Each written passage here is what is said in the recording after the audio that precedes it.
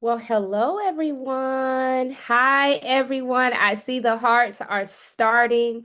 Welcome to this Sunday's edition of Win with Black Women. It's always so wonderful to see you. Las Vegas was first in the house. Las Vegas, Oakland, California. I do this every time. Harlem is in the house. Hello from Florence, South Carolina. I see you, Mayor Irvin. It's so great to see you. Washington, D.C. is in the house.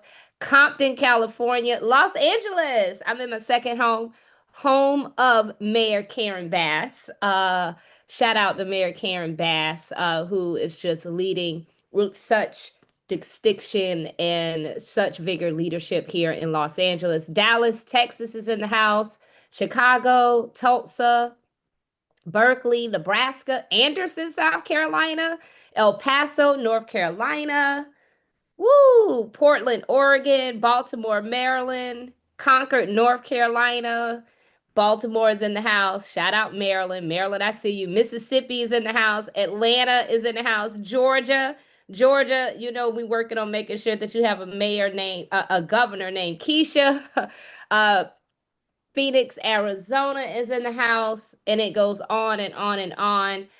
Sisters, you are gathering. We're over 1,000 sisters already, and you continue to come in. How about if you can send a text message, send the link to your group chat, let them know that Win with Black Women has commenced, and all that share our values are welcome to join us. Welcome to Win with Black Women. For those of you who are joining for the very first time, I do this every single time. My name is Choteka Edie, and I have the distinct honor and privilege of spending just about most Sundays with Black women from across the country. When with Black women, we are a network of Black women who are leading in every area in this country. We are Black women in entertainment and sports. We are Black women in public service. We are Black women in business. We are Black women in movement, Black women in faith, Black women in education. We are Black women who are committed to a set of values that we have been working on for the last 5.5 years. Number one, working to speak out against racism and sexism against Black women anywhere we see it. Number two, working in our personal capacities to elect Black women up and down the ballot. And number three, working to collectively uplift the power and image of Black women, and particularly that of Black women led and Black women centered organizations. We do this work as a collective. We believe that as Black women, we all have power, we all have agency, and together we are stronger than we are ever divided. And we've done some amazing things together as Win with Black Women.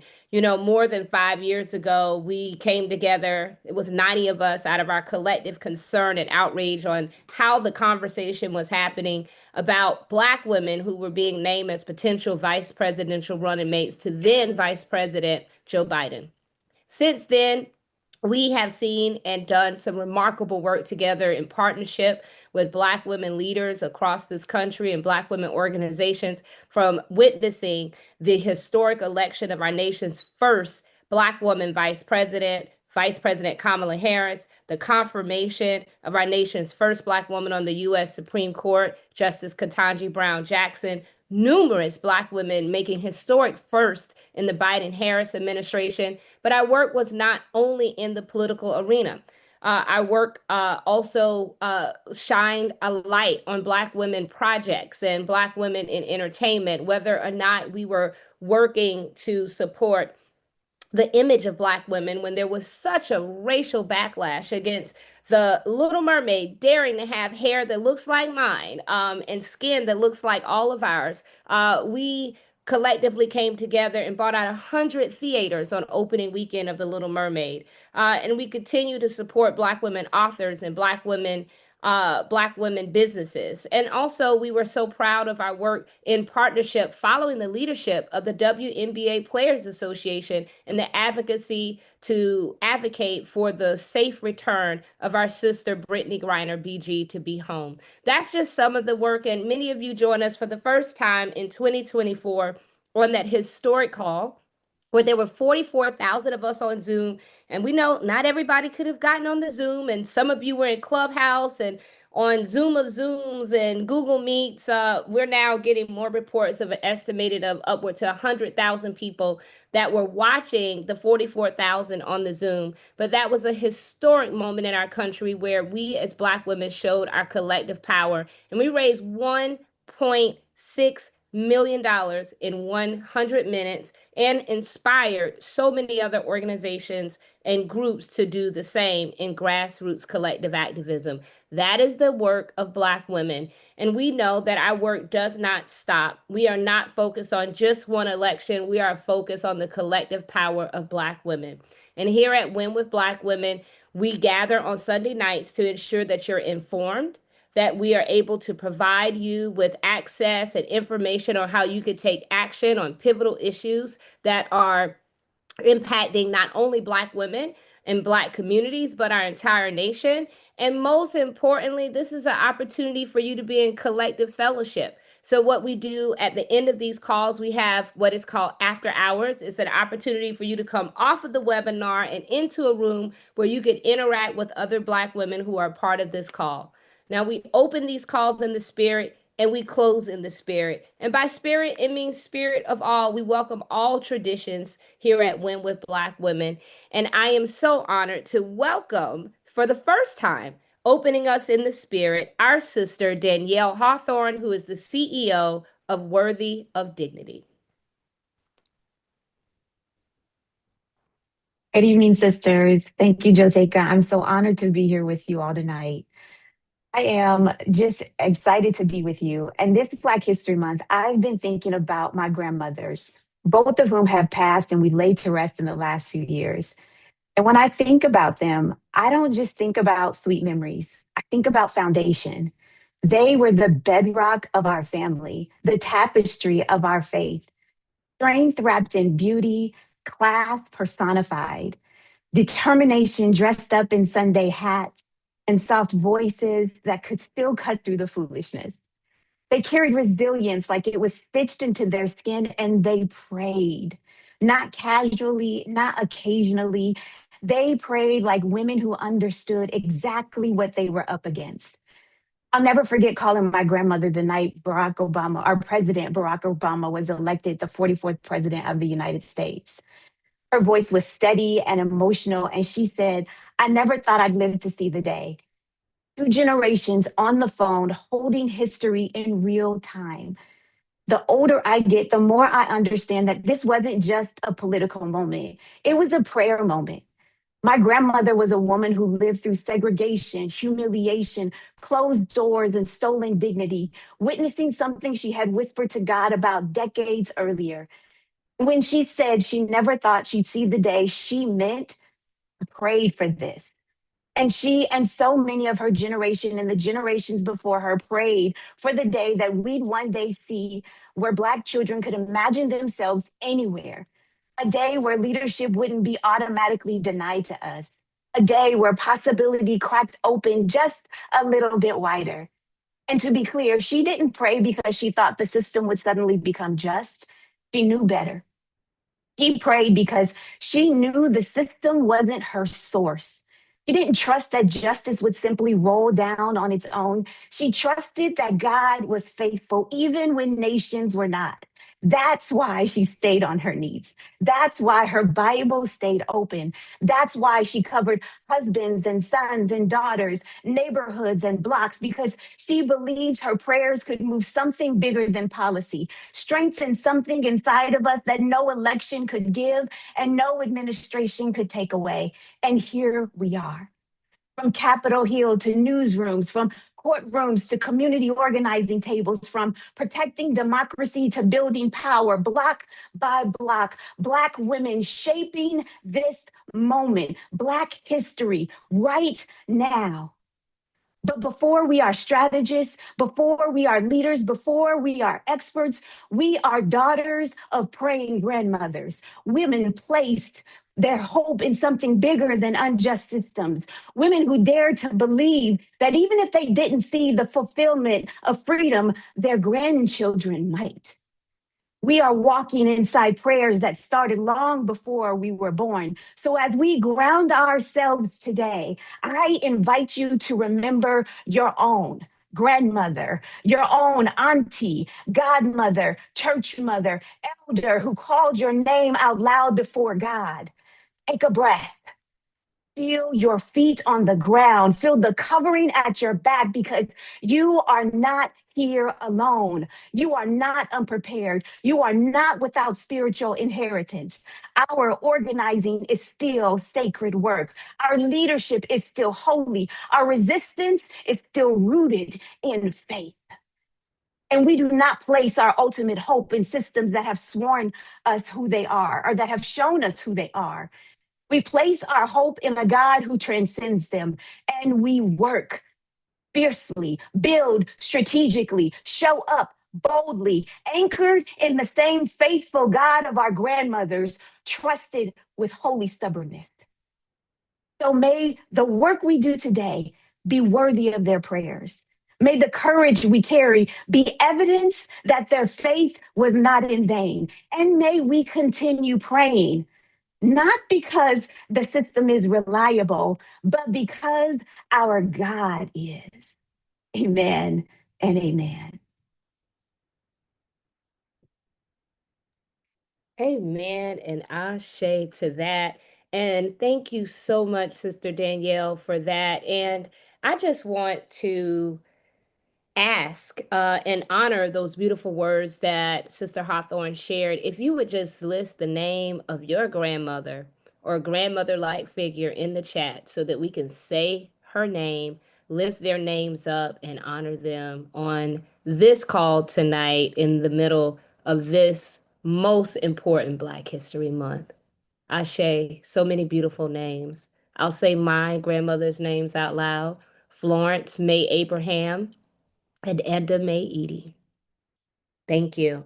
Well, sisters, we are so honored always to be joined by our warriors in Congress. We know that the Congressional Black Caucus is the conscience of the Congress, and there are a historic number of Black women that make up the Congressional Black Caucus. And we are always so honored to have a deep partnership with the Congressional Black Caucus in welcoming members of the Congressional Black Caucus who lead with conviction and courage every single day, not only for those that they represent, their constituents, but for all of us. And we're so honored to be joined by this warrior queen.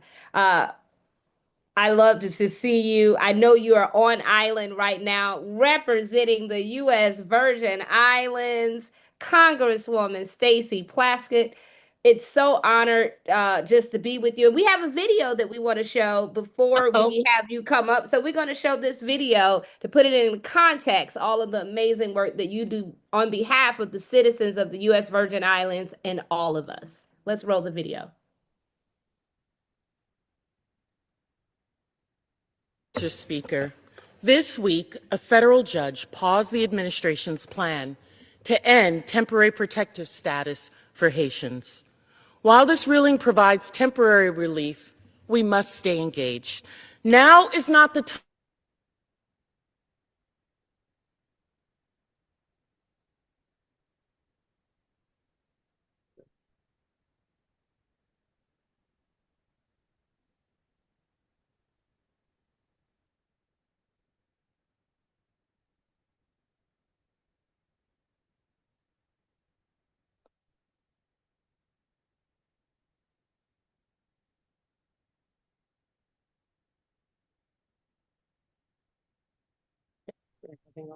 Well, Congresswoman, I think we may have a technical It uh, happened.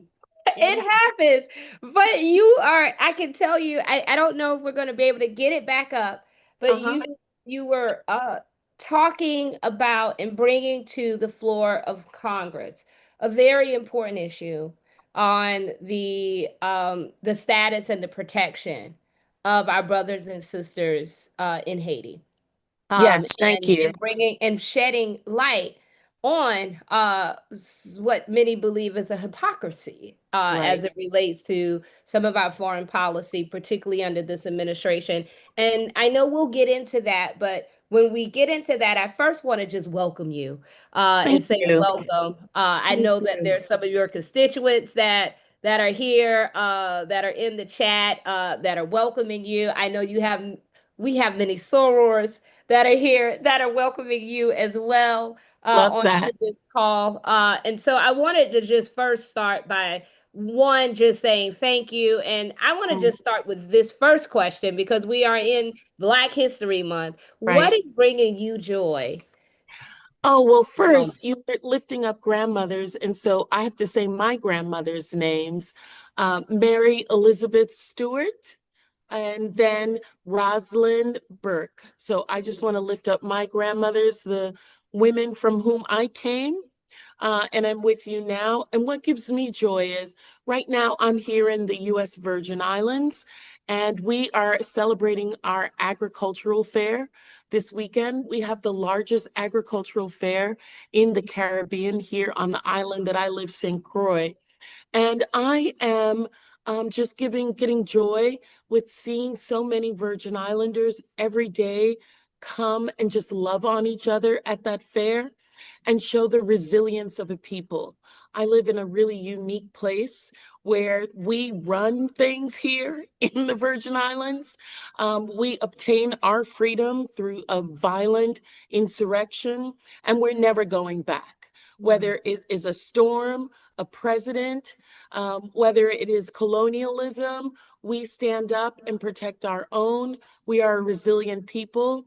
And so we are just really using this month, which is Black History Month, and next month, which is Virgin Islands History Month, to just really connect to us as a diaspora and recognize that that greatness that we have and all of the things that we've done in America, throughout the Caribbean, in Europe, in South America. Joteka, you know that one of the largest groups of Black people are in Brazil. Yes. And we often forget the work that is happening and the trials that they're going through. So that's what I'm thinking about this month. Well, I want to go back to that very pivotal moment of you on the floor of the U.S. Congress talking about the status of our Haitian brothers and sisters. Could you Mhm. talk about that? Could you share for anyone who may not be aware of what's happening, what is going on, and the importance of all of us being aware and taking action on this issue? Sure. Thank you so much. Well, right now, after the earthquake that occurred many years ago in Haiti, the United States extended temporary protective status to Haitians to come to this country because the living conditions were insufferable in Haiti. Presently, after cholera, after so many other things that have happened there are 350,000 Haitians that are living in the United States. Every one of those individuals under protective status have to pay a fee, have to go through a background check, have to keep jobs, pay taxes here in the United States. And much of their economy in Haiti is uplifted by the Haitians that are living here in the United States. Well, this administration has said that there's no longer a need for temporary protective status and that all of those individuals need to go back. Initially, it was supposed to be February 3rd. The temporary protective status was released. And the court right now, which is, really, these lower courts, Joteka, are really holding it down for so many people. They have said that that is not, in fact, true.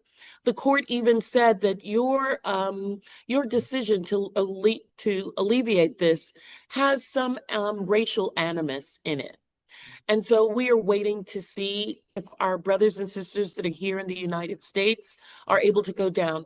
And Joteka, members of Congress can't go to Haiti right now. So many of us are not allowed there because of the amount of gangs and the things that are happening. And so we're just really hoping that everyone will speak out, speak to your members of Congress. Congresswoman Yvette Clarke, who's the chair of the Black Caucus, is leading the charge, along with our good sisters, Ayanna Pressley, Frederica Wilson, Maxine Waters. We are all standing up for our Haitian brothers and sisters. And I just want to remind us, we may be citizens of the United States, but do not be confused. If they remove temporary protective status from these Haitians and ICE begins to go into our communities looking for Haitians, don't think that you're not going to get picked up as well. Don't think that we are not going to be profiled and be the ones that come in as well. And so we all need to stand up. Think about all of the work that our Haitian brothers and sisters have done over the years. So many of us, I always remind my brother Troy Carter that, listen, you're from New Orleans, but you know your people from Haiti 150 years ago. And so that's our near neighbor, the first country to become free. Black people, and they paid an enormous price for that freedom by having to give money to to France for hundreds of years for their freedom. Thank you for that. Now, you represent the U.S. Virgin Islands with such deep love and commitment. And what do you wish more people understood about not only the beauty, but the brilliance, but also the needs of the Virgin Islands community in the Sure. U.S. and, that are just all around, because there's so many of just beautiful folks who just come from the US Virgin Islands that, we that are part of our lives. And what would you say to all of the sisters here? What do you want them to know? Well, aside from giving us some of the greatest basketball players in Tim Duncan and now Alea Boston, who is tearing up the WNBA, we are just, individuals who are a part of the fabric of the United States. From having individuals like Denmark Vesey, who came from St. Thomas and was part of the slave rebellion in South Carolina, to individuals throughout history who have always been, Casper Holstein, the founder of the number system in New York, was from the island that I live on, St. Croix. And we've just been a part of the fabric of the United States since the beginning. But what we want people to know is that we're still here. We really pride ourselves on being American without having the full benefits of America. When we were purchased from Denmark, the United States purchased the U.S. Virgin Islands, which was then called the Danish West Indies, from Denmark. None of the Black people, very few of us, had the right to vote for that purchase. And much of our land, much of our resources were taken by Denmark during the transfer. And when we became citizens of the United States, our forefathers came up to Congress and said, we want the responsibility along with the privileges of being part of the United States, and please put us as part of the draft. We serve in our armed forces more than most per capita, more than most Americans, and yet we can't vote for the commander in chief. But we still consider ourselves Americans, part of that full inclusion. And I know in every neighborhood, every part of the United States, we're big in Atlanta, in New York, Tampa, Orlando, Houston. Wherever you go, you will find a Virgin Islander there. But we also want people to know that there are major things happening. After our storms of 2017, we saw that as an opportunity, not just to rebuild how we were at the time, but to build with more resilience. We've got so many construction jobs, so much rebuilding. We are trying to create a diaspora link, linking the mainland United States to us and to Ghana and Lagos. Our governor, Albert Bryan, has been going over to Ghana. We've been in contact with Lagos as well. And our research and technology park and our tax breaks are trying to encourage Black Americans to do business. If you want to do business in a place that looks like yourself, where there are huge opportunities, both in technology as well as in construction and rebuilding, please come to the Virgin Islands. We have an HBCU here, the University of the Virgin Islands, where we have great nursing and other areas of majoring, but also have one of the premier marine biology programs as well. And we have partnerships with other places as well, Morehouse and other HBCUs and other institutions that we would love to have more of us down here. Well, I think some sisters in the chat are learning a lot tonight. Kimberly Sawyer said, "Oh, HBCU." She was like, "Wait, wow!" So we're learning a lot tonight. Now, before you go, I know you're very busy, and I know that there's some weather that's moving on the island where you're at. So we want to be cognitive of that. But I wanted to talk about just the current. There's so much that's happening in Congress Sure. right now. There's Yeah. just so much happening. You know, whether or not it's the attacks on democracy as a whole, the attack on journalism, the attack on just our ability to move freely with ICE, and then also just in the region there around. There's some sisters that are asking about the strikes on boating and fishing because of the aggressive activity of the U.S. military in those parts of the world. Could you really speak right now about what's happening from your view?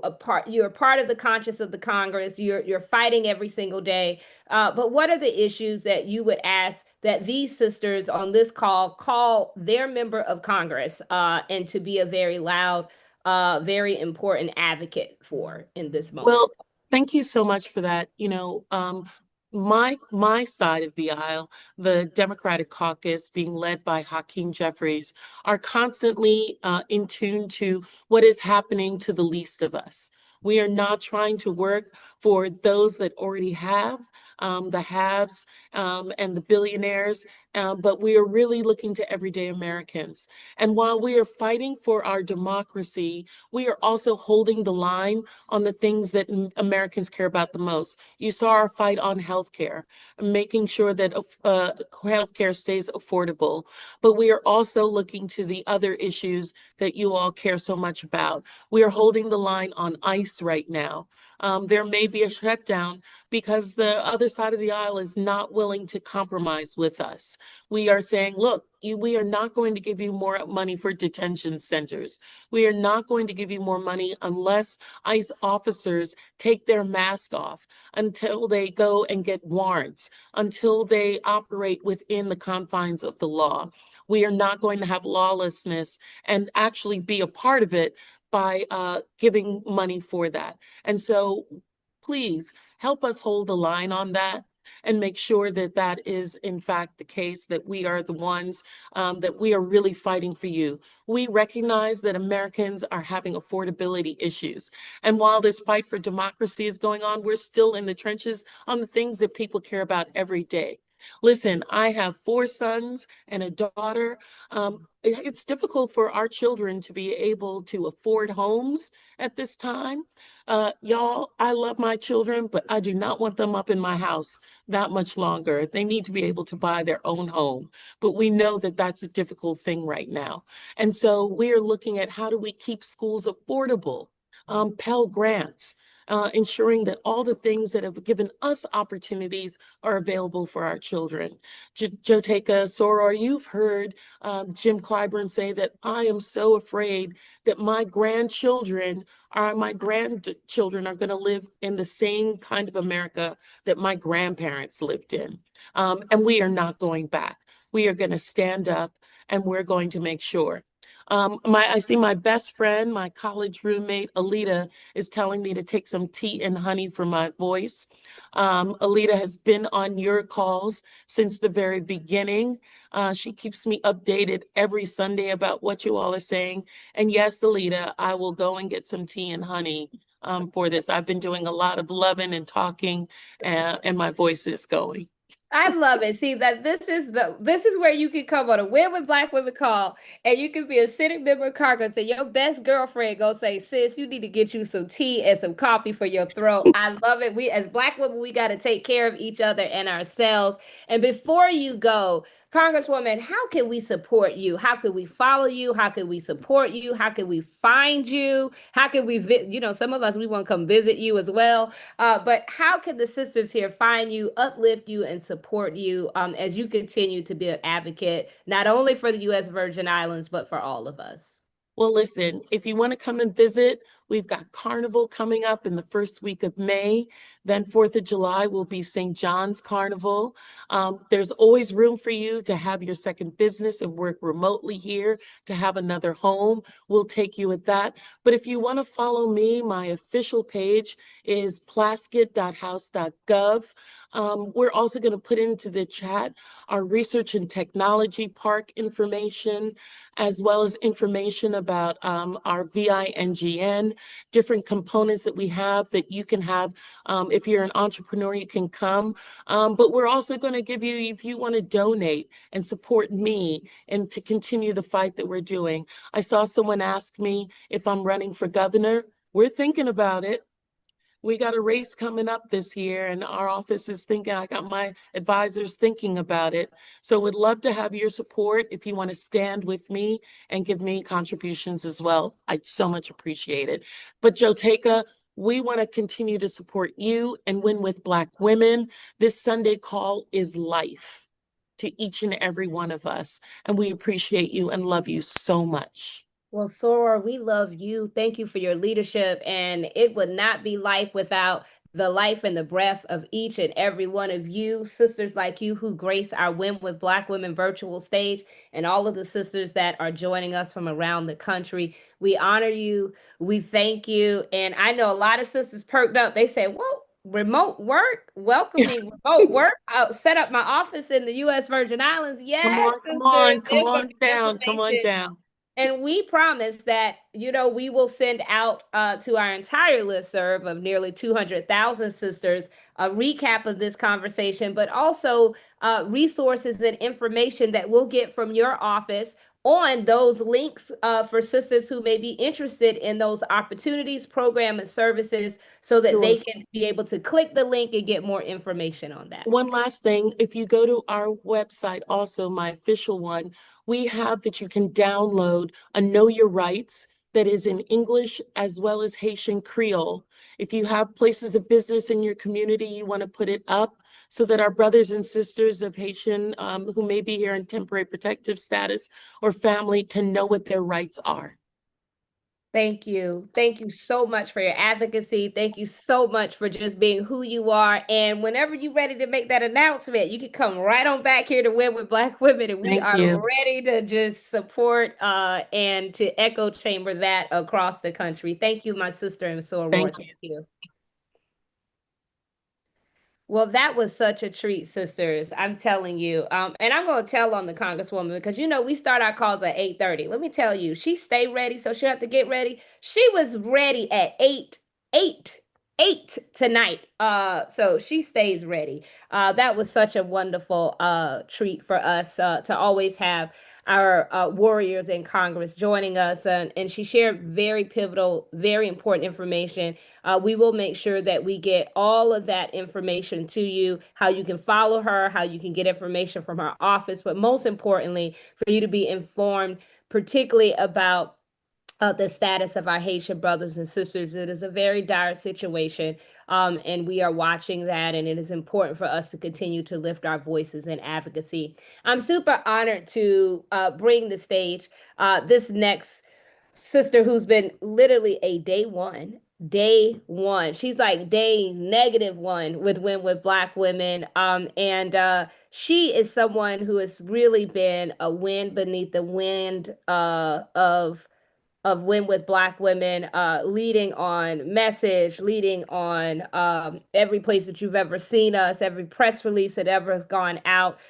She is truly one of the best in the business. She is a partner at Actum LLC, but outside of that, she is the Rachel Norlinger, and she is going to bring up our next guest and really set the stage to talk to you about this very important issue that is happening in Fulton County, Georgia. If you live in Georgia, if you live in Fulton County, I want you to put something in the chat, put a peach or a heart, or just put your here in the chat so that we could see you. But please let us bring to the Win with Black Women stage. She looks great in how she does everything, but she's one of the most brilliant and beautiful hearts. And she is truly a soul that keeps Win with Black Women moving and going. Let us welcome Sister Rachel Norlander, who will lead us and welcome our next guest. Thank you, If Sister y'all looking for a Leader. good PR firm, call Actum LLC and make sure you ask for Rachel Norlander. Thank you, Joe. Sisters. So introducing Mo Ivory brings me great honor, and it's a full circle moment. It's a serious moment. In a season where so many are capitulating, so many are selling us out, and so many are self-aggrandizing. We need women who are not afraid to bend.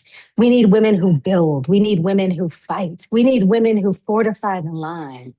If I were in a foxhole, one of the first women that I would call is Mo Ivory. And as the Fulton County Commissioner for District 4, she is not afraid to ask the hard questions. She continuously demands transparency. And Mo ensures that decisions that are made in Fulton County don't just sound good, but produce real outcomes for our people. You know, as an attorney, she has mastered complex legal and regulatory issues. In entertainment and national media, she's a trusted legal and political analyst. Mo has clarity, Mo has conviction, Mo has courage. And Mo understands that leadership comes with real consequences. She serves as a professor at Georgia State University College of Law. She's a proud graduate of Spelman College, as well as Temple University School of Law. She is the first Afro-Latina to be elected to the Fulton County Board of Commissions. And if, no when, she is elected as the next chair of Fulton County, she will become the first Black woman to serve in this role. She is a wife, a mother of 6, and a grandmother of 2. Sisters, Mo is leadership with a backbone. She is leadership with memory. She is leadership with fight. So before we welcome her to the stage, we're going to share a video that went viral. On January 28th, the FBI raided the Fulton County Election Hub. They took hundreds of boxes. And so I will, without further ado, let you watch the video, and then we will bring to the stage, prayerfully, the next chair of the Fulton County Board of Commissions.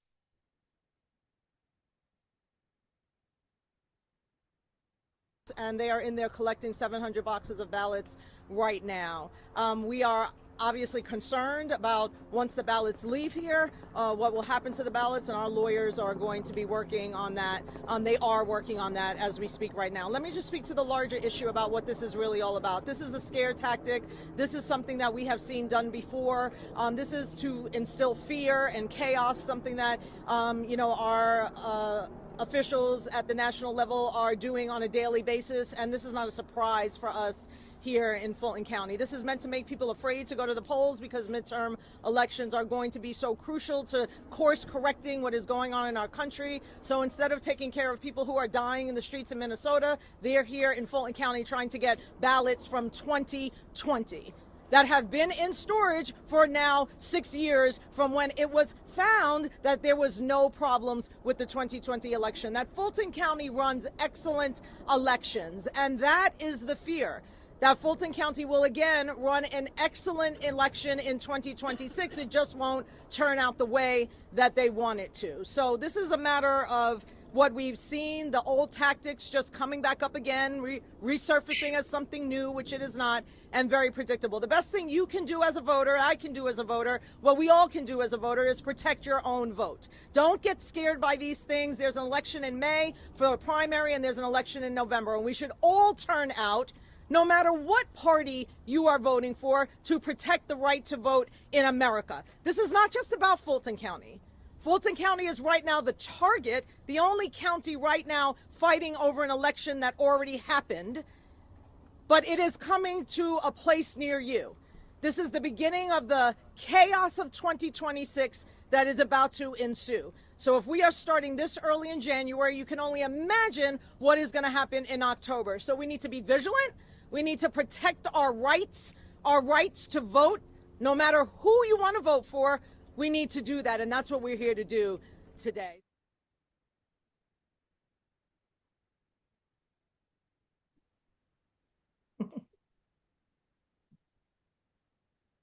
Hello.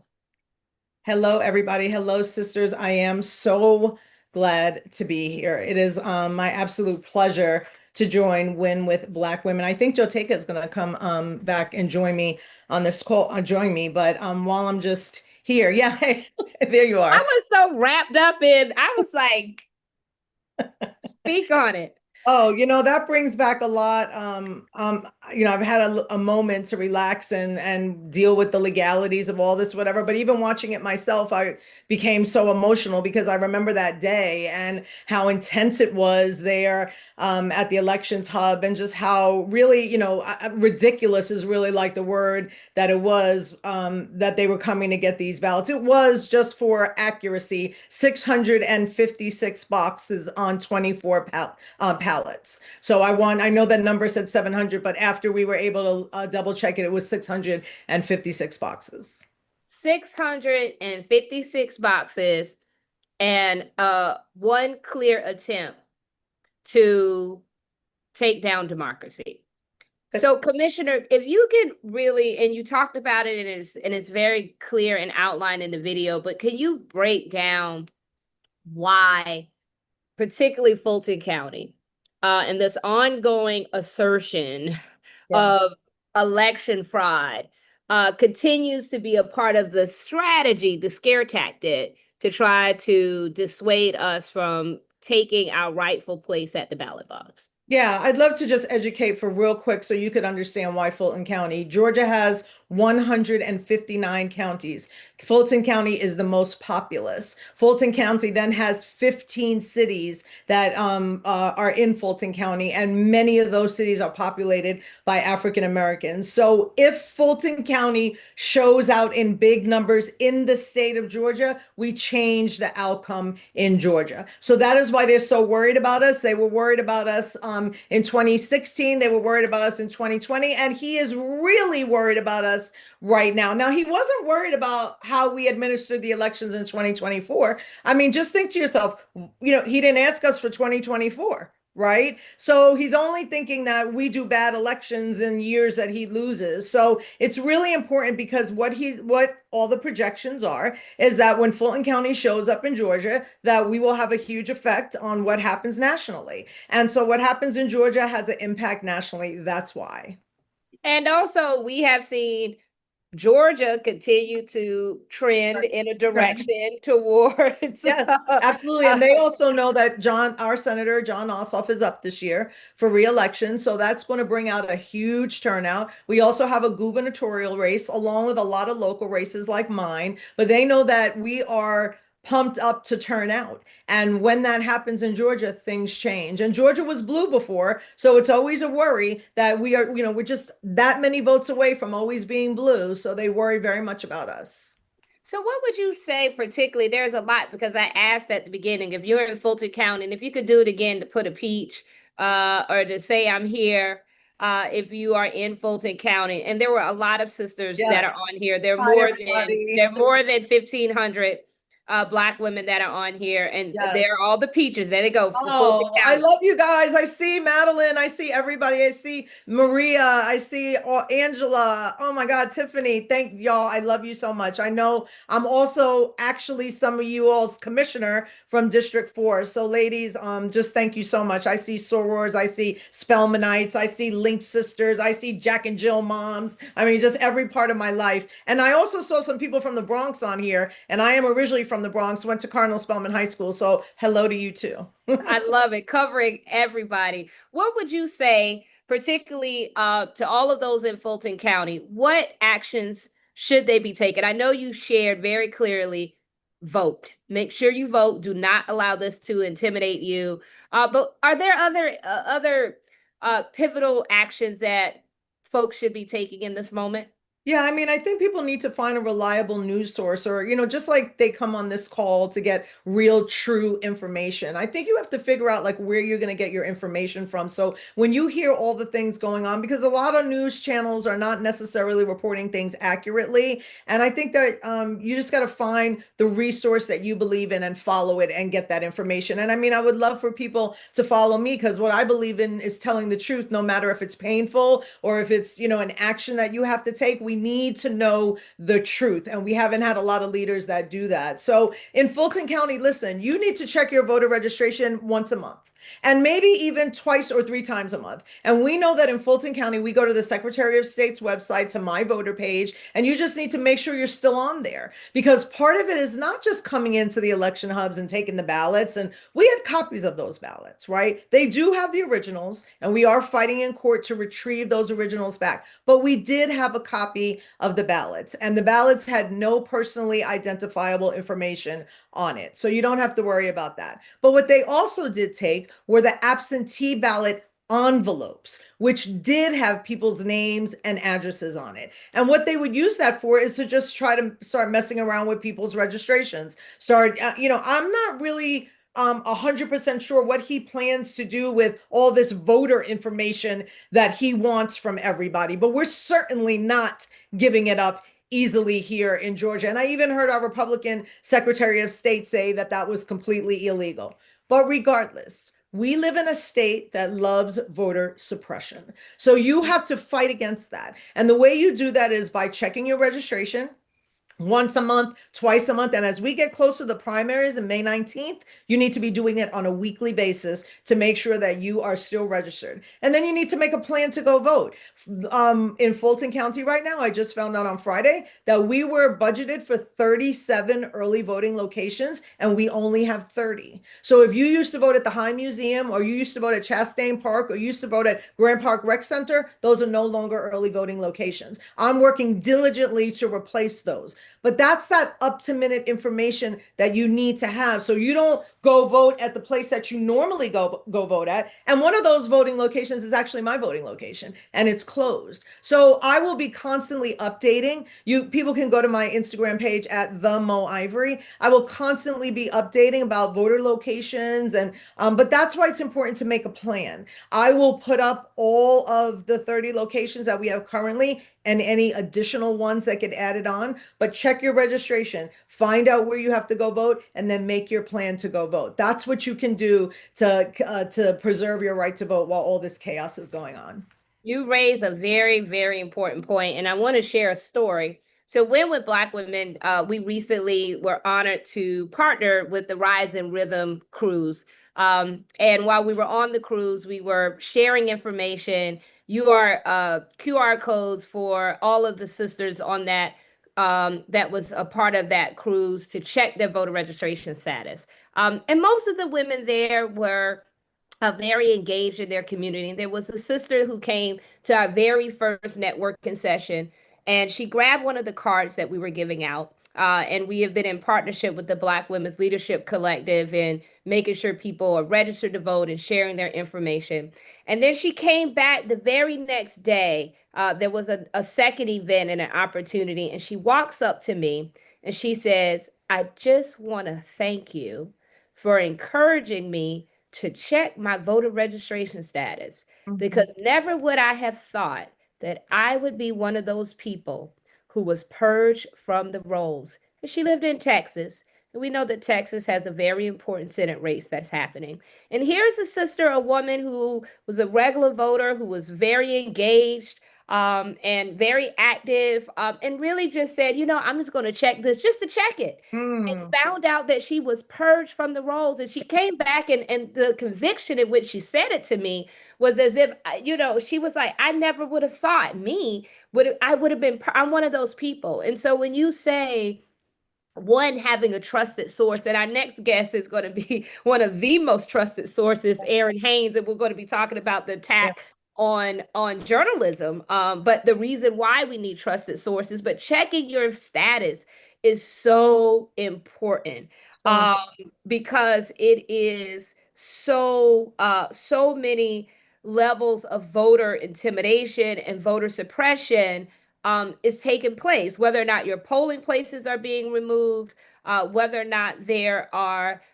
cuts on early voting and all of these laws that are changing at the last minute. But having that plan to vote is so critical. And I can't stress it. I just wanted to thank you for saying, check your status. But I wanted to share with the sisters this very real example of everyone right now, in this country. We all, no matter if as engaged as all of us are, we're all targets to voter All suppression. targets. All targets. And listen, all of this is because he wants that little old lady who would normally vote by absentee ballot to say, oh no, I'm not going to vote because they might get my envelope. Or they want the person who is worried about if they might get picked up at the polls because they owe child support, and they're afraid to go to the poll. That's what all of this is for, to create a manufactured crisis, to have people thinking, well, it's raining and I'm not sure if Fulton County is really going to count my vote. I'm not going to go, right? That's all of those, one person doesn't go, or one, and you see the sows of, you see that you put that fear in people, and then they just won't go. And that becomes large numbers, enough, maybe 12,000 or 11,000, whatever the number was, right? That wouldn't go. And that's what he's trying to do. So we have to fight up against that, and we have to rise up, and you have to check on your next door neighbor and call your sister and call your brother and get your cousin, and everybody check their registration. And then you make your plan to go together. Absolutely. And I love this notion of getting your entire family, gathering your family up and getting everybody to check their voter registration status. Sometimes those closest to us, our family members, nobody is talking to them. That's right. And we are the ones that have the opportunity to talk to them. I'll never forget sitting at my family's house during Thanksgiving.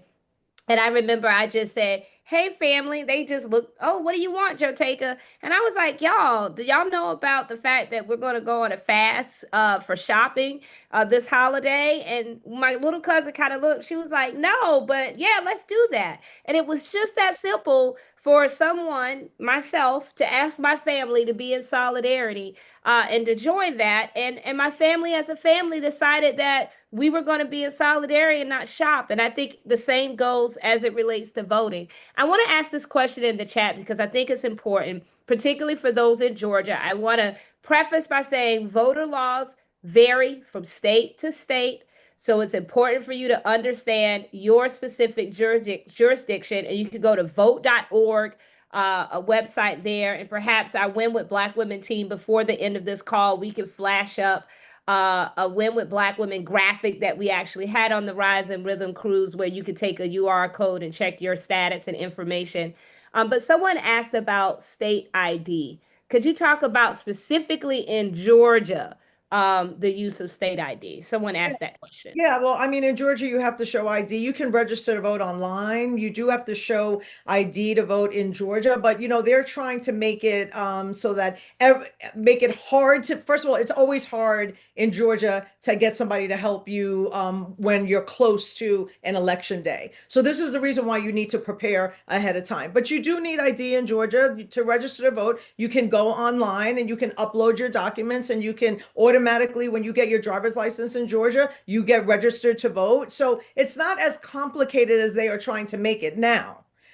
Georgia is a legislature that is all Republican. So there are several bills on the floor right now. We're in session to make voting hard in all kinds of ways, to cut out early voting, to make voter ID laws that are prohibited and keep people from all kinds of statuses from being able to vote. So we are fighting against all of those things in Georgia. But currently, you just have to show an ID or go online, or when you register to get your driver's license, you are automatically registered to vote. So it is a lie that it's difficult to get registered to vote or to even vote in Georgia, but there are efforts at all times to make it harder. And if you need any assistance at all getting ID or getting registered to vote, you can just reach out to me.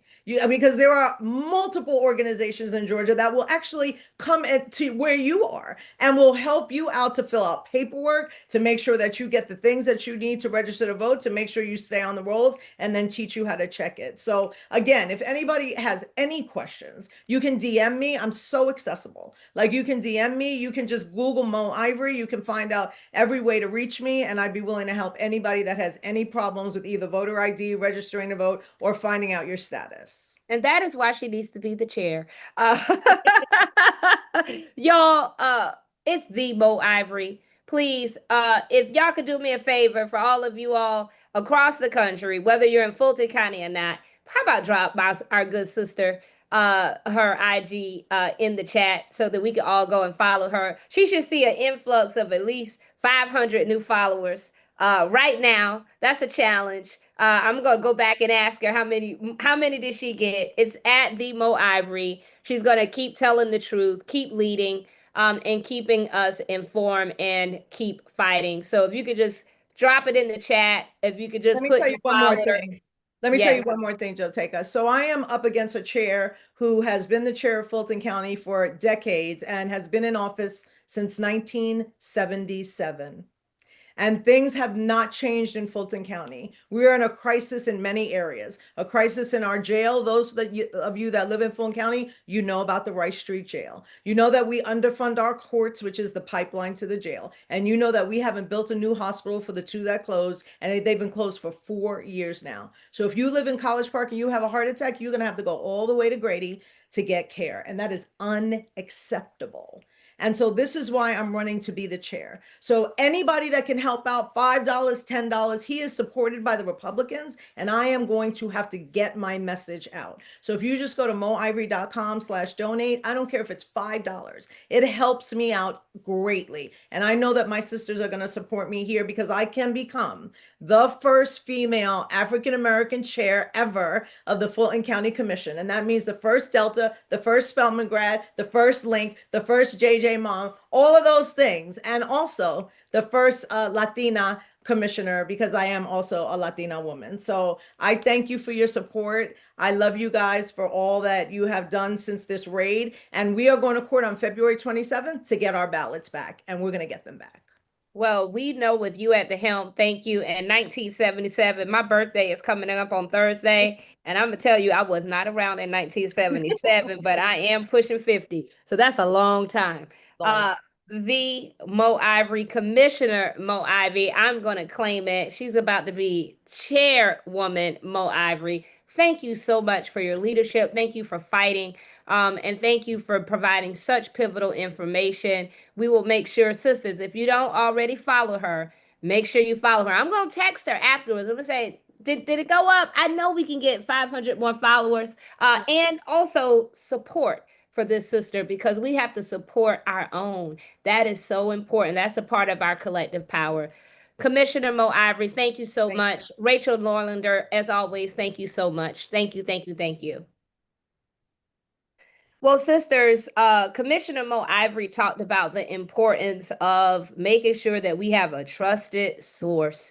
We know that there is so much mis and disinformation in the media, and it is on purpose. It is a well-funded campaign to have mis and disinformation. But thank God for Black media, and thank God for Black women who are leading in Black media. And we're so honored to be joined by our next guest, who is no stranger to Win with Black Women. She is here in her capacity as an advocate and a leader of the National Association of Black Journalists, who is in a historic moment leading the National Association of Black Journalists. We were so proud to support her candidacy for presidency, and we're already seeing so much advocacy by herself and her colleagues. We know there's an aggressive attack on Black women. We saw what happened to our sister Georgia in Minnesota, and so many others, our brother Don Lemon, and so many others that are being attacked.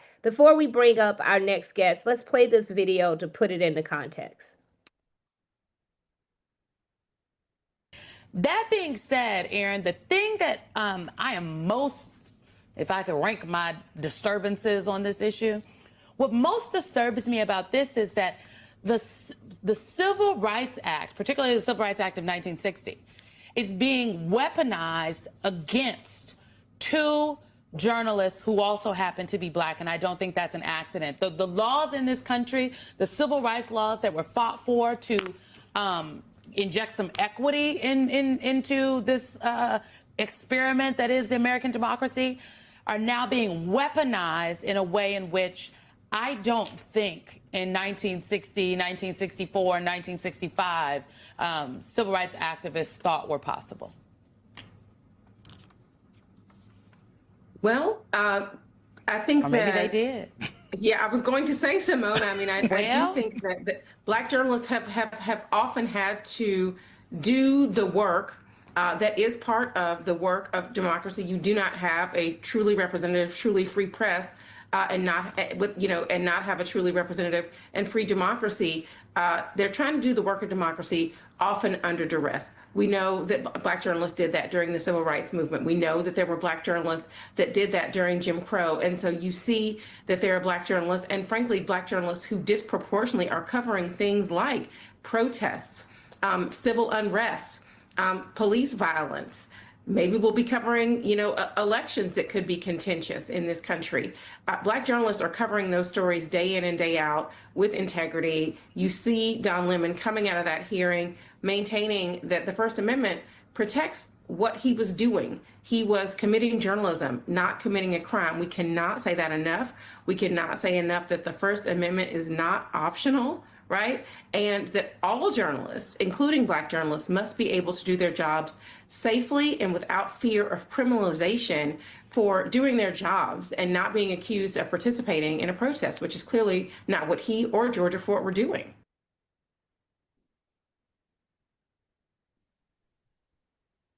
Profoundly spoken. Let us welcome the president of the National Association of Black Journalists and also editor at the 19th, but you're here in your capacity at NABJ, Erin Haynes.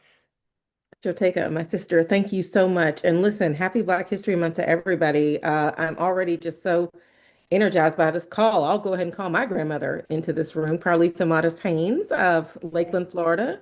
She was also a graduate of Spelman College, a lifelong educator, a waymaker, and just so grateful for this space.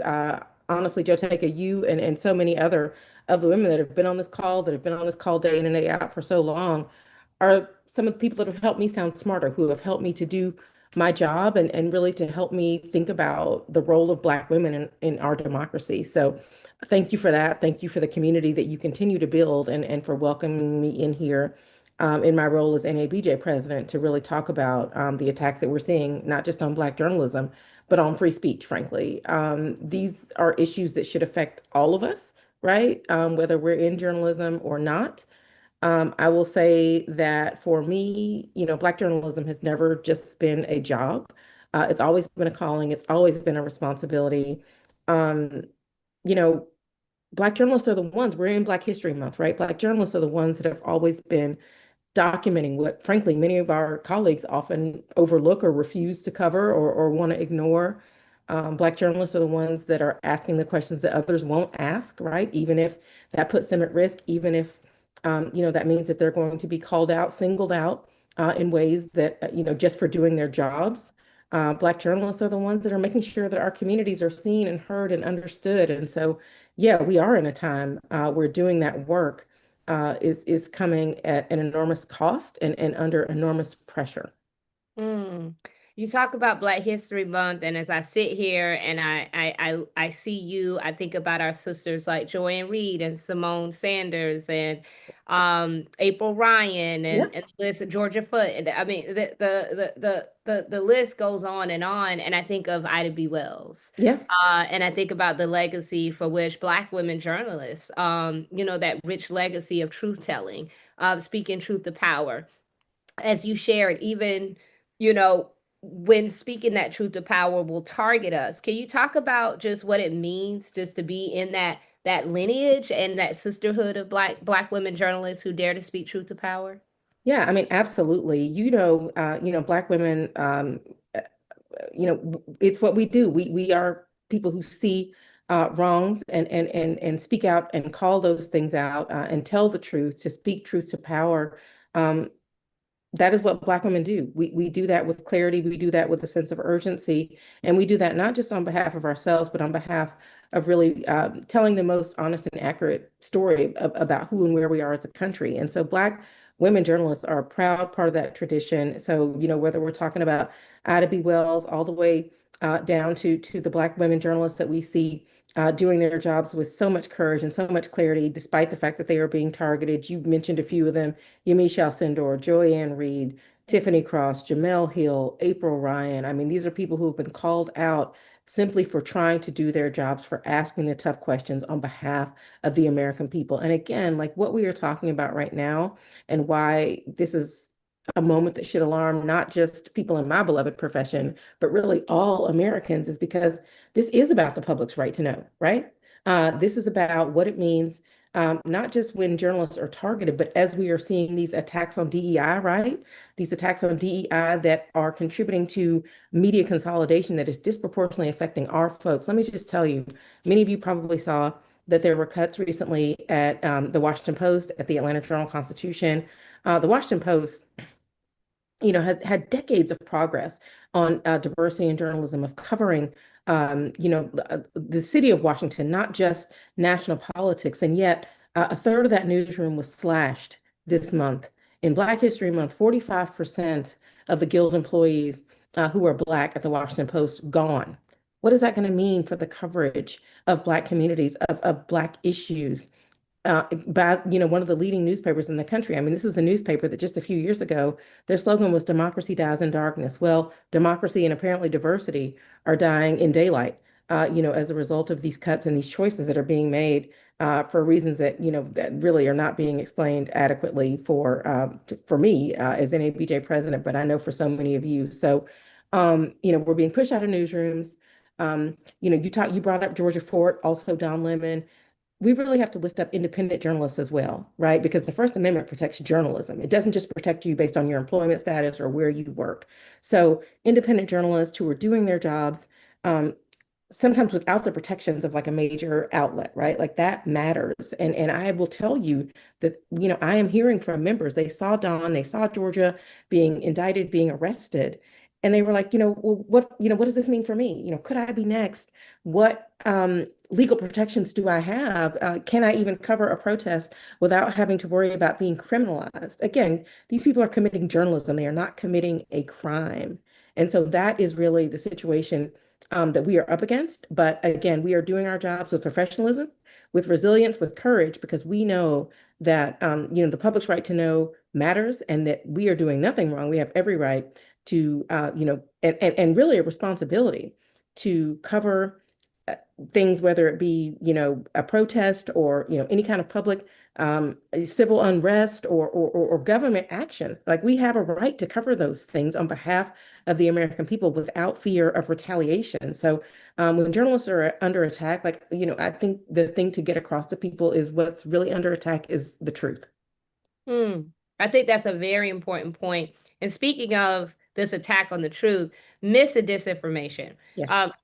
When I watch the news, or I'm on social media, there's so much AI, and I'm like, I literally go to the comments to see like, oh, it's fake.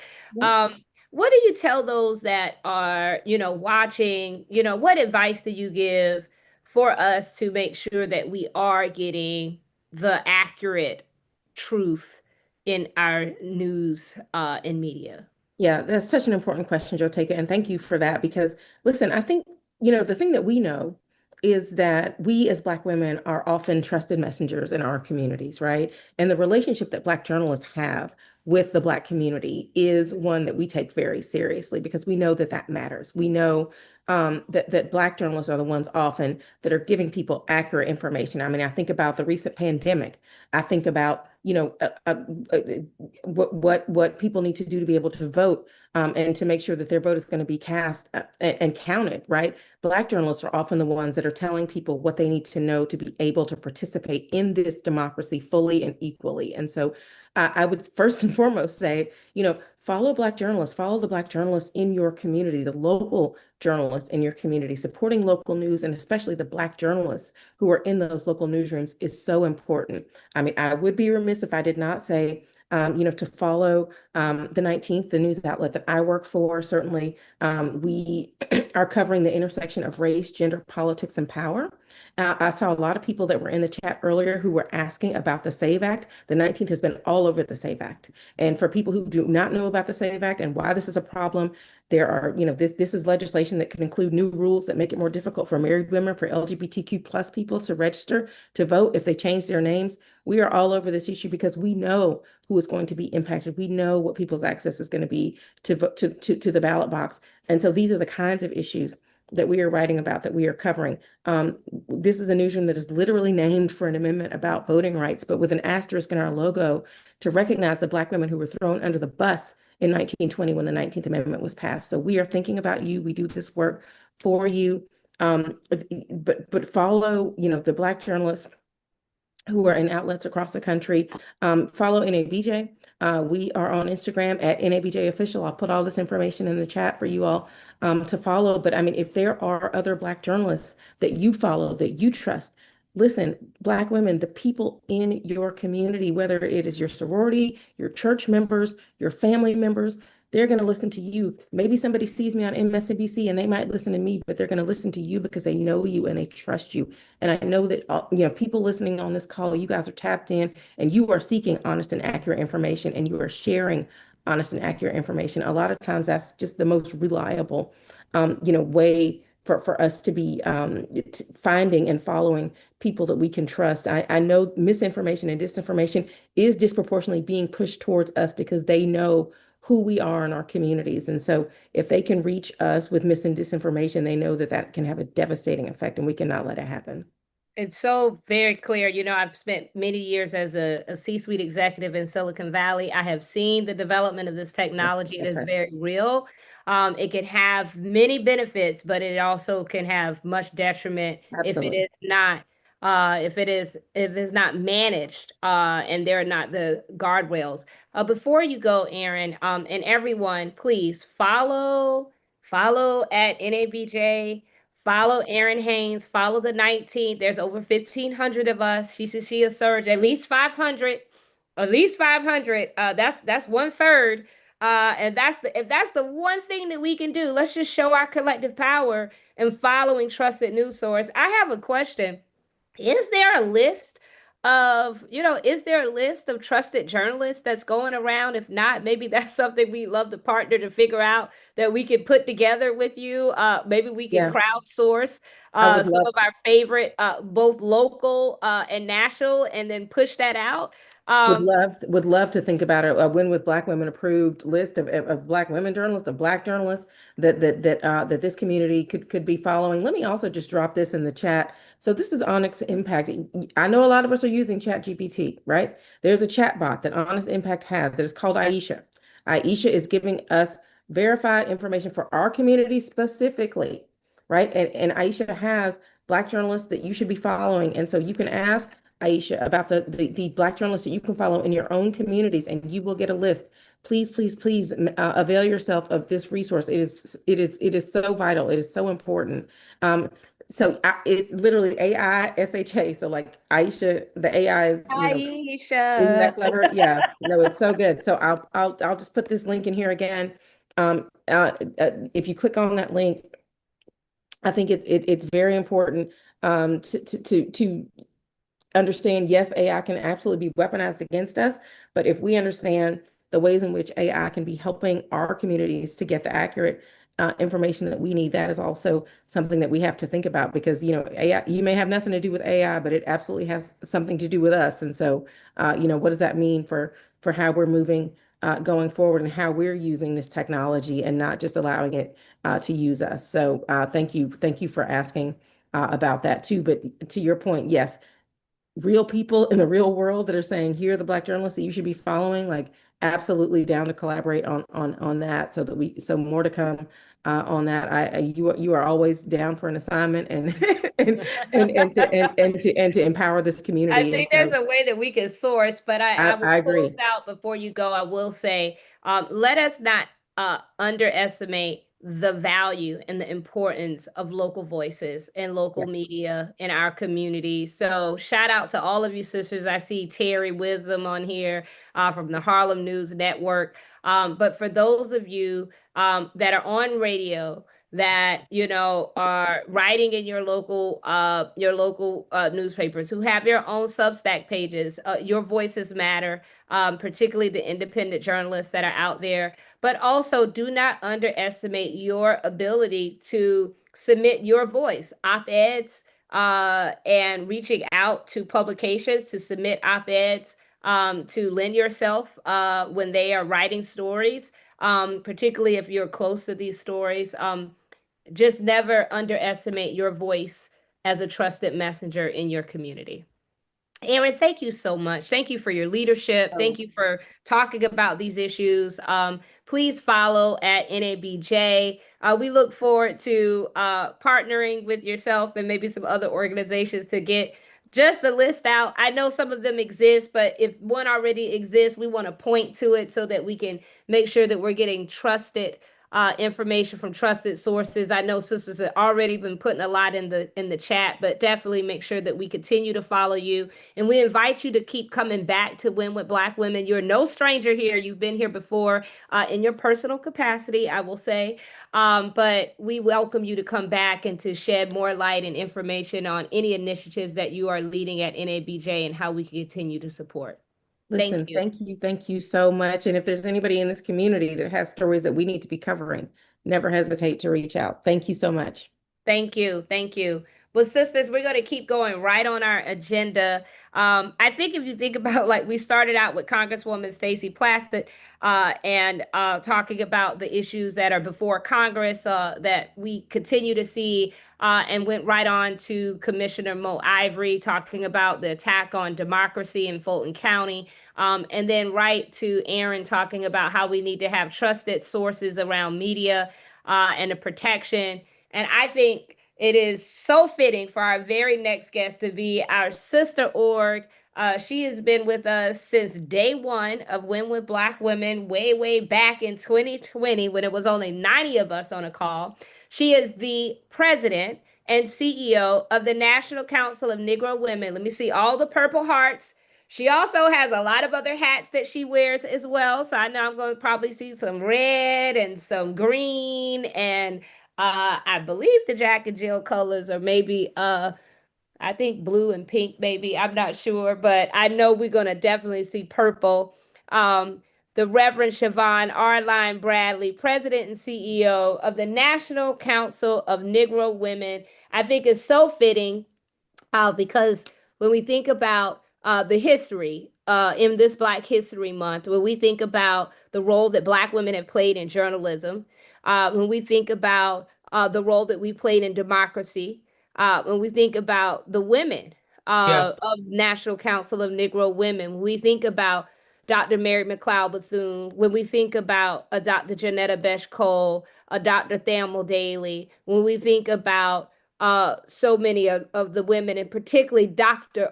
Dorothy Irene Height, and the history of NCNW, I think it's so pivotal for you to be on here to talk about this very important campaign. I know we have a video that we're going to show to put it into context, but I just wanted to first by just saying thank you and welcome. It's always an honor to have such a historic institution that is center to the lives of Black women and the history of Black women joining us tonight. Let's roll the video.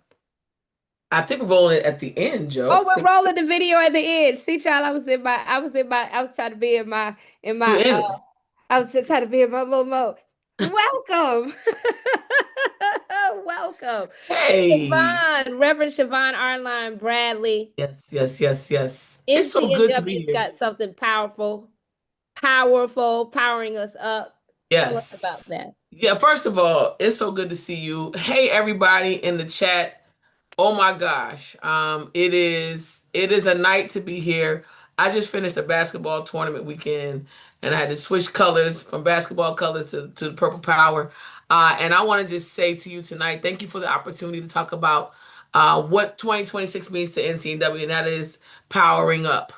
We are preparing ourselves to activate Purple Power all year long. And I want to give context. I actually brought some slides so that folks can actually see what we are working on, because there's a few things that I want you to understand, my sisters. Elections have consequences, but activism by Black women never fails.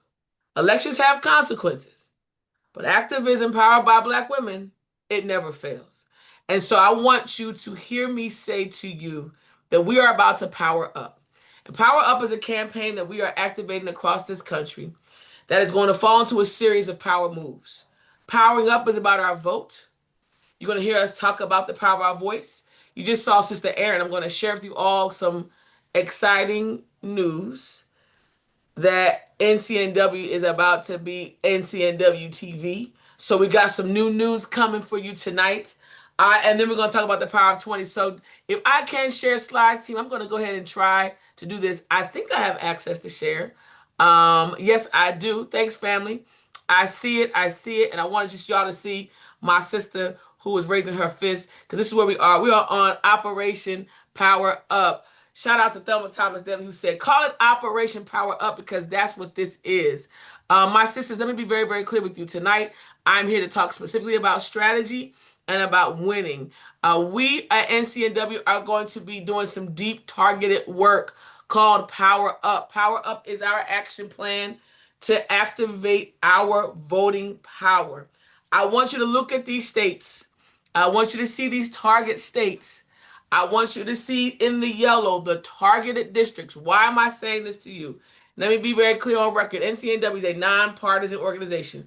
Okay, I said it. Now listen, this is what we're saying to you as Black women. We are going to activate, hear me, activate in those states and in the congressional districts where we know there's a vulnerability. Because what we believe as Black women is that there are opportunities for us to shift power into the direction of Black women. I want to say it again. Shift power into the direction of the mission and the advancement of the values of Black women. I think y'all are with me. I already see you in the chat. We're going to be shifting power. Why are we doing this? Because we are activating on the ground. We're going to power up from the ground up. Now, my sister Holly knows this. We're going to be working on voter education, registration, protection, mobility, support, and communication. Why? Why are we doing this? Well, first of all, we want to make sure Black women are aware of who is running and what platform they're running on. Registration. Our goal is to work with the Black Women's Leadership Collective to register 1 million new Black voters. That's going to be a part of a larger collective. You're going to hear more about that from our sisters at Women Black Women, Power Rising, our Divine Nine sisters, the organizations affiliated with NCNW and others. We're going to be working together on registering 1 million new Black voters. Hear me though, sisters, we are looking to ensure that you may or may not be affiliated with an organization, but you are to be affiliated with this process. And my son is in the background giving me the fist, so I know we're on to something, right? We're doing voter protection. We're going to be making sure that Black women use their 866 Our Vote line. Shout out to LDF. Shout out to the NAACP. We're going to also work on voter mobility. What does that mean? NCNW is going to be committing to persons who are living with disabilities. We want to make sure that we help ensure that those who cannot physically get to polls, that we can make sure we coordinate with some of our partners to get persons who are living with disabilities to the polls. I want you to hear me. We are activating mobility and support. Now listen, the voter communication is very, very important for us. We are preparing ourselves and armoring ourselves, preparing for those that may be from ICE that are going to be at these polls. My sisters, we're going to whistle blow on ICE. We're going to be telling the story. If you see a disturbance, we're going to be preparing you to follow up and follow through to ensure that Black families, hear me, have the opportunity to get out the vote. Do you hear what I'm saying? That's right. There are more of us. We need to act like it. We're going to power up, y'all. Power up. So you saw the states. You saw the targeted districts. If you live in those districts, I want to go back one, make sure you see them again. North Carolina 1, Texas 30 and 34. Why is that important? Well, there's some seats that are there, particularly in 30 and 34. We're following. Colorado 8, Pennsylvania 7, Iowa 1. Somebody said, why Maine? Because Maine has a black woman speaker. Hello. There's a congressional seat in Maine. We've got to figure out what's happening there. Ohio 9, New York 17, Arizona 6, and Washington 3. Okay, we are activating this work through Power Up. Now, Power Up Voice, here we go, hot off the press, y'all. It's happening. Black Media Monday is now going to be available wherever you listen to podcasts, Apple, iHeart, Spotify, and YouTube. We are there. NCNW is there. Shout out to the team at the comms team. We are ready to get folks in line to talk about those black media platforms that we trust. We've had great guests. We've had Karen Finney. We've had Erin, who you just heard from. We've had Ashley Allison. We've had April Ryan. We're going to have more platforms for you to hear. We want to be sure that you know what platforms you can trust. And I want to close with this. NCNW is not exempt from the targets of this current administration. There's about 1,400 people on this call, and I don't know if you're all members of NCNW, but if you are not, it's a travesty. Please go to ncnw.org and join us. But there is a power campaign we are trying to activate. I want you to hear me. There's a power campaign we're trying to activate. It's called the Power of 20. Because of the current administration, the work that we do at NCNW was supported partly by our government funding to advance Good Health Wins. That was our immunization work for seniors, for families and children to ensure they had access to health care. Unfortunately, this administration's transition into Health and Human Services zeroed out NCNW's work on that side of the house. What does that mean, my sisters? That means we're going to need support. And we want to activate a grassroots campaign called the Power of 20. The Power of 20 is very, very simple. For 64 cents a day, for $10 a pay period, or $20 a month, we're trying to get 25,000 people to support us monthly at $20 a month. So my sisters, we're going to show you a video. I see folks already hollering at the chat right now. Listen, we want to make sure that we invest in the purple power so that we can advance the people power for generations to come. We want to invest in purple power so that the people power can be here for generations to come. If you are with us, let me know in the chat if you can hear me. We are really trying to activate this thing because what we know is that the Power of 20 is an opportunity for us to change the trajectory of us investing into us. One day, we'll never need a corporate dollar. I believe it. I believe the future of NCNW is going to fall in the hands of Black women, in the hands of Black families. Shout out to the brothers who support us.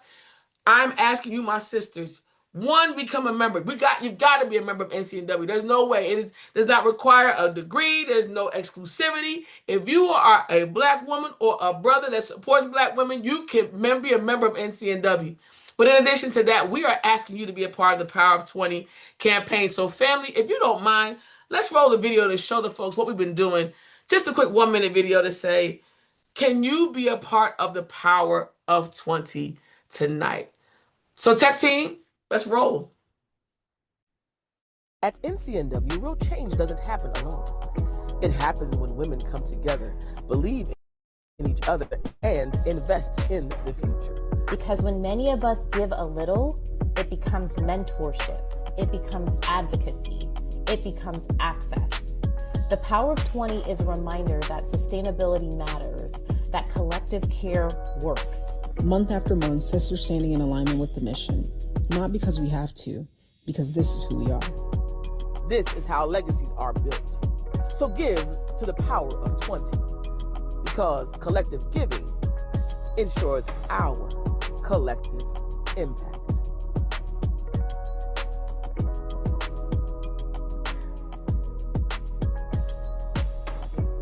Family, you can keep the QR code on the screen. Listen, I'm seeing all the shout outs already. Joteka and family, thank you for the opportunity to share with our sisters at Women Black Women. I appreciate the love, but I want you to know this. We are not defeated. Even though these trials come, we are not defeated. And so I want to thank all of you. If you have not followed NCNW, please follow us on social media. Follow us on LinkedIn. Follow us on Instagram. If you're on Facebook, follow us on Facebook. We need to show the world that NCNW is here to stay. So I want to thank you all for what you are doing. And if you have any problems with the QR code, you can click on the website, ncnw.org, and you can be a Power subscriber, and you'll be on the Power wall with the rest of us. So God bless you. Thanks, Joe Taker. Thanks, family. Love you all. Javon, before you go, don't go. Sisters, I cannot, and Siobhan did not ask me to say this, but I live in Washington, D.C., and there's a level of pride that gets in my spine when I ride past the NCNW headquarters. Because what it represents for me is the notion of Black women to say that we belong, that we stand, and y'all can do whatever y'all want to do, but we are here and you cannot ignore us. And there's something about that Black women had the agency and the foresight to plant a space and a place for future generations that they did not even know would even be here. That they saw something for a generation of Black women that would come behind them that they did not know, that they didn't even birth, but they knew we would be here.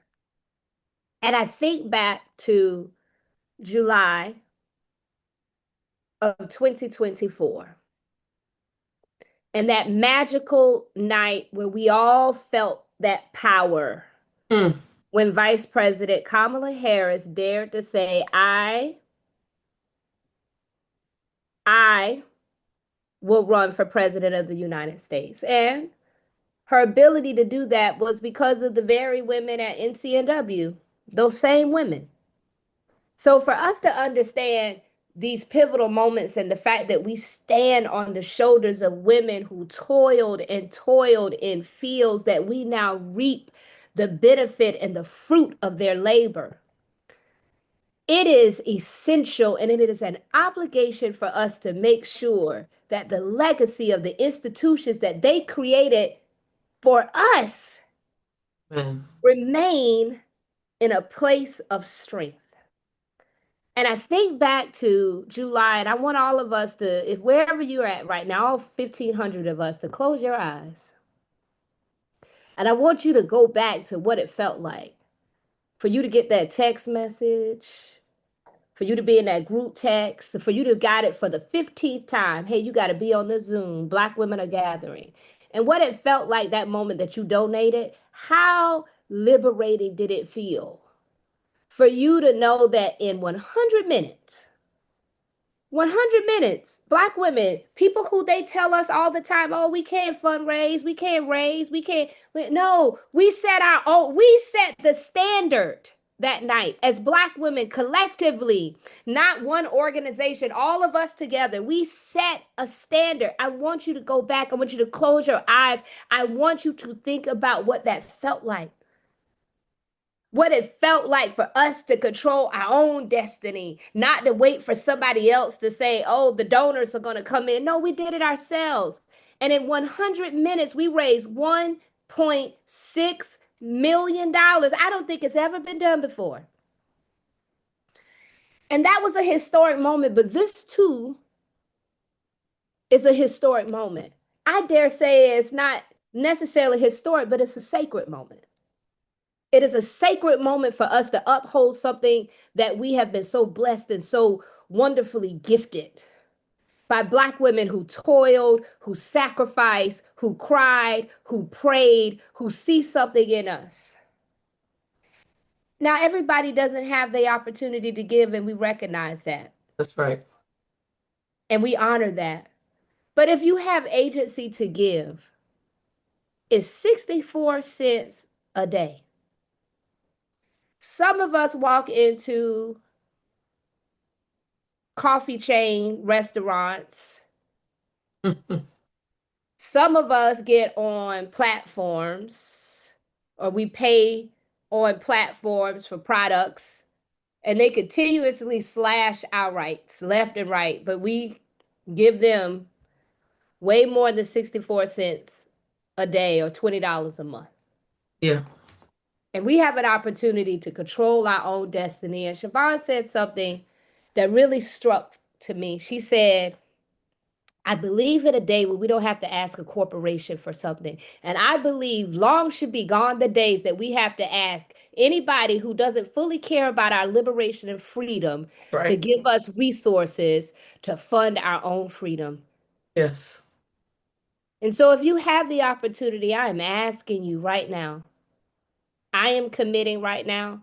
I'm asking, and if you could only do $5 a month, do $5 a month. But our institutions, the National Council of Negro Women, it needs all of us because those women, those sisters, Dr. Mary McLeod Bethune, Dr. Irene, Dr. Dorothy Irene Height, Dr. Thelma Daly, Dr. Janetta Besh Cole,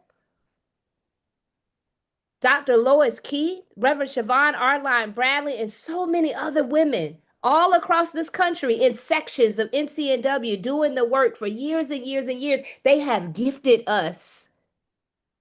They have gifted us the baton. I'll never forget right after the election being so sad and so depressed. And I picked up the phone and I had a conversation with Dr. Janetta Besh Cole. Mm. And she said, we didn't drop the baton. We simply had the privilege of carrying it forward. Yeah. And in this moment, I hope that we would recognize the power and the importance and the sacredness of carrying that baton and ensure that we are supporting the institutions. It does not fall on me that I believe if we could raise $1.6 million in 100 minutes, that we cannot have the firepower of the 1,500 women on this call tonight to force multiply ourselves times 10, times 20. I know I'm on a list I am on a WhatsApp chat with 78 of the most fabulous women that I know. And I am going to send that link to them. So I challenge and invite all of us to think about our text chats, our sister chats. And we don't have to keep it with just our sisters, but also our brothers, because they Right. care about our Black women too, and our Black women institutions, because the work of Black women and the work of NCNW, it uplifts us all. And I know Siobhan, she did not ask me to say this, but I just want us to remind us of our power. And I Yeah. hope that you will have just the thought tonight to honor the legacy and honor the work that has been passed on to us. Joteka, thank you. I want to just say to you all, July 21st was my birthday that day. And I remember the tears that I cried, not just because of what we were preparing ourselves for, but because of those that had died before us. And I want to just say Alexis Herman's name in this moment. Yes. And I want to add my grandmother's lover, Arline, and Margie Williamson to this space. Because if they could see us now, I believe they would know that their labor was not in vain. So Ashe and Amen. And for those that are saying it's done, I just want to say thank you. For those that had a hard time with the link, some the link is working for some not, but don't worry. We'll get links out to you. Thank you, family. I love y'all. I love you to pieces. We love you Thank too. you. Thank you. Sisters, we are almost at the end of our agenda, but we wanted, I know sometimes we go a little long, but when the spirit moves us, the spirit moves us. And I think it is a full circle moment, sisters, that this next set of guests that we are bringing up is just a reminder of the power of Black women, the power of our advocacy, and the power of our sisterhood.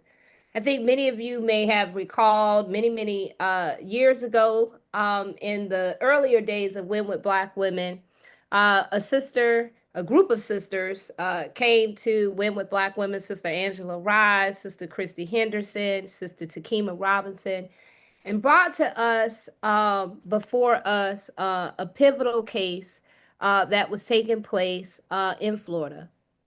Our very own sister, we had learned about a case where it was the unfortunate case where a Black woman, our sister AJ Owens, had been brutally murdered in front of her family and her kids at the hands of a disgruntled and aggressive neighbor. And there was no justice. And you, Sisters of Win with Black Women, uh, lend your voice, your advocacy, following the leadership of the bold leaders on the ground in Florida, led by Sister Kima Robinson and so many other leaders, and justice had been served.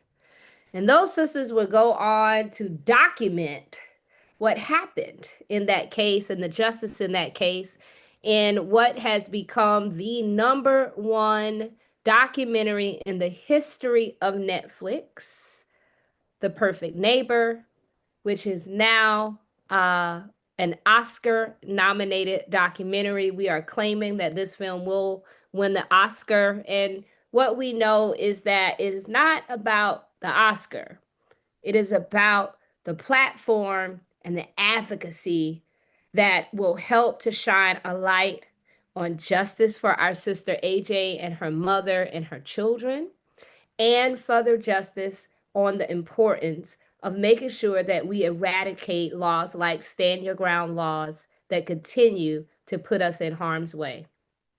I want to roll this video and then we'll bring up our distinguished guests.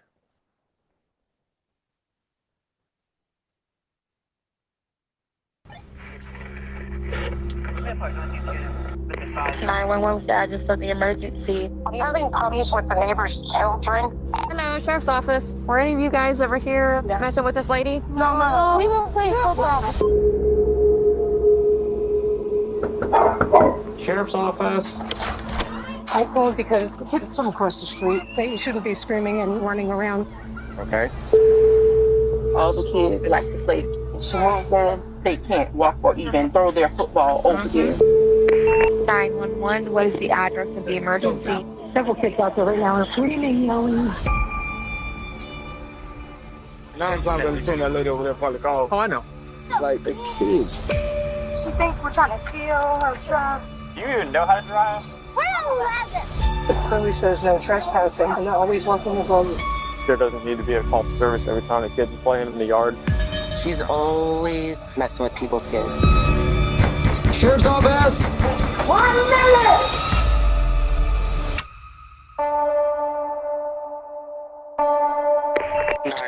What is the address emergency? My neighbor has been screaming outside. She said her banner on her door. Pounding on it. Let me in. And then... bang.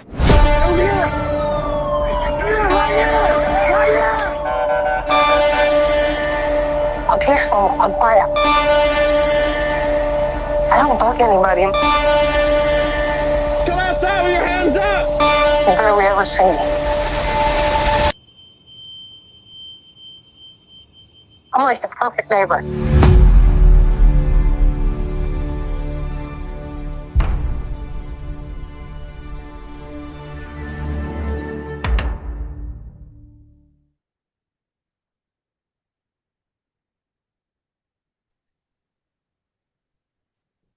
It's still very disturbing to watch that.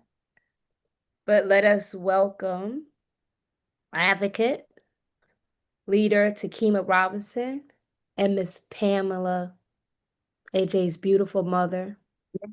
You have been such an advocate for justice for our sister AJ, and we honor and we thank you for being back with us, and we thank you for your continued advocacy, not only for AJ and your grandchildren, but so many others that find themselves in the unfortunate crosshairs of stand your ground laws and other laws that continuously to put our lives in danger.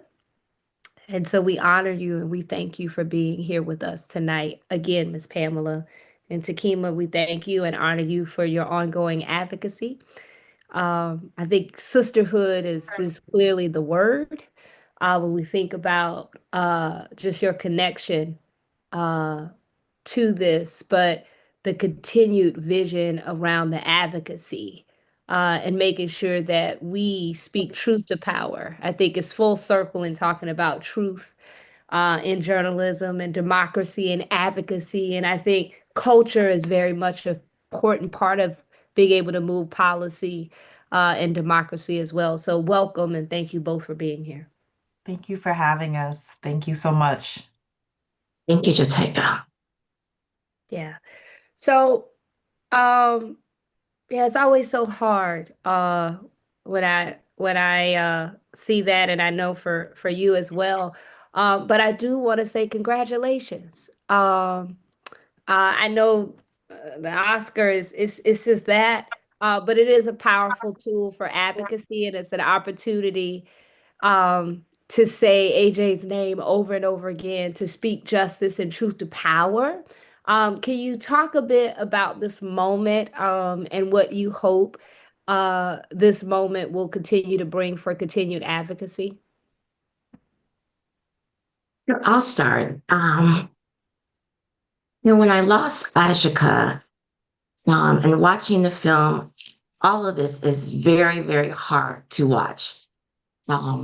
It's hard to live with, but it's very important that the film and the work that we're doing with Standing in the Gap, we wanted to share it with the world because we didn't want Ashika's life, first of all, to be, or any other family to endure what we did.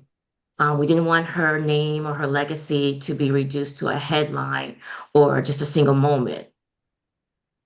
We really wanted it to shed light on all the systemic failures that she endured and other families. The Perfect Neighbor, it really creates a space where not only is it showcased nationally, but also globally.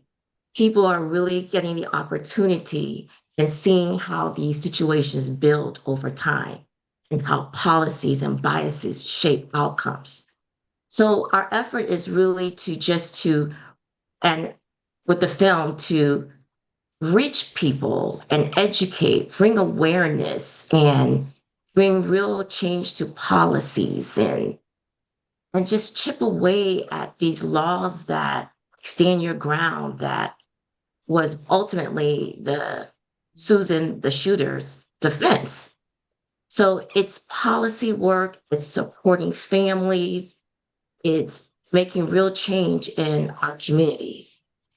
I'm emotional being here because I remember being on this call before we had even been able to funeralize and bury AJ. And so I want to say thank you to Win with Black Women for literally being our day one on this journey. And this Oscar for me is not just for me and my family members. Folks should know that I'm not only an executive producer, but my sister is the director. This was completely self-funded to fulfill a prophecy that AJ had, that the world would know her name. Never did we think it would be in this way, but it was our responsibility to fulfill that. And I just want to say thank you to Win with Black Women for always being a safe space for us to return to as we have gone through this journey. You have really, been sister, soldiers along our side. And so we are grateful. We are grateful. You literally made us the #1 documentary on Netflix ever. We premiered #1 for 2 weeks in 38 countries around the world. That is global impact. And it started here in this space of sisterhood. And so I just want to say thank you and give my gratitude to you all for carrying us, for praying us through, and to getting us to this place. We did not make this film for an Oscar. That is only the cherry on top for us. That's only about expanding an opportunity to tell AJ's story. And yes, I know it is hard to watch, but imagine how hard it is for Pam and AJ's 4 babies to live. And so we say thank you to you for witnessing. We say thank you to you for telling folks about it. And we thank you for praying us through till March 15th. And hopefully you will watch the Oscars and cheer us on to the award. I want to take a second and just recognize our sister Pam. We say this all the time in every single screening. She is the bravest person we know. I think about Pam in the same light that I think about Mamie Till. And again, this film is hard to watch, but it was also hard for folks to watch what happened to Emmett Till. And we know the history of Black mothers, the difficult decisions that they have to make to share these horrific stories. But Pam did that. And she did that not just only for AJ's legacy, but like she said, to make sure this does not happen to other folks in our community. And I want to give her those props and those roses here in this sacred space of sisterhood. And I just really want to recognize how difficult that decision is. And hopefully, we will make change with this film. Stand Your Ground was literally born in the same county that AJ passed away. The representative from Ocala, from Marion County, Florida, was a co-author of the original legislation. And it is our mission to, with this film and with the Impact campaign, to bring that law down. Thank you. And thank you for those words. And I see sisters like Sister Yolanda Cash Jackson, who's very much with the Win with Black Women Sisters in Florida, and so many other sisters who was so integral on the ground there. Um, I want to ask for all of the sisters that are watching, and I know we're going to put out a very special email blast to the listserv that specializes in how we can continue to advocate, how we can continue to support, particularly in this moment where there's a lot of attention on this story, because we're all strategists and activists, and as Black women, this isn't about an award. This is really about a moment to speak truth to power. What do you want to say to the nearly 1,500 sisters that are here? How can they support in this moment? How can they continue to elevate this conversation in this moment where there's so much focus on this important story? With the film, we certainly can support by hosting or joining a screening. Watching together in a community, it turns isolation into real action. If you support by hosting a gathering, we have a toolkit that we can provide for you. And I will add to this, you don't have to be an expert. You don't have to have a big venue. All you need is your living room, classroom, your space of faith, a community center. All of that is enough. Host the screenings. Screenings, it creates a space for dialogue, and dialogue with healing. Those are the next steps. When we move people together in a space of feeling, well, moving from feeling overwhelmed or not knowing how to show up for families, I think this is a pivotal point or a pivotal action that we can come together by watching the film, hosting it together, and that will be a meaningful action, a meaningful way to support the film, to support the work that we're doing. It will turn awareness into community and community into real protection for families like myself, and just watch and support. That's right. Run those numbers up on Netflix.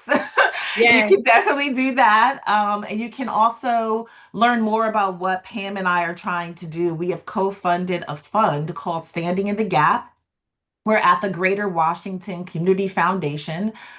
We are a donor advised fund, and the mission of that work is to support families like Pam's, and to make sure that after they endure a crisis such as racial violence, they also don't endure a secondary crisis, which is financial crises. AJ was the sole breadwinner for her four children, who were ages 3, 8, 10, and 12 at the time. So you can learn more about what we're up to at standinginthe.gap.fund.org. You can become a sustaining donor. And this will allow us to re-grant those resources to families and also organizers on the ground. We came to you in the early days when Susan Lawrence had not even been arrested, when she was still sleeping in her own bed.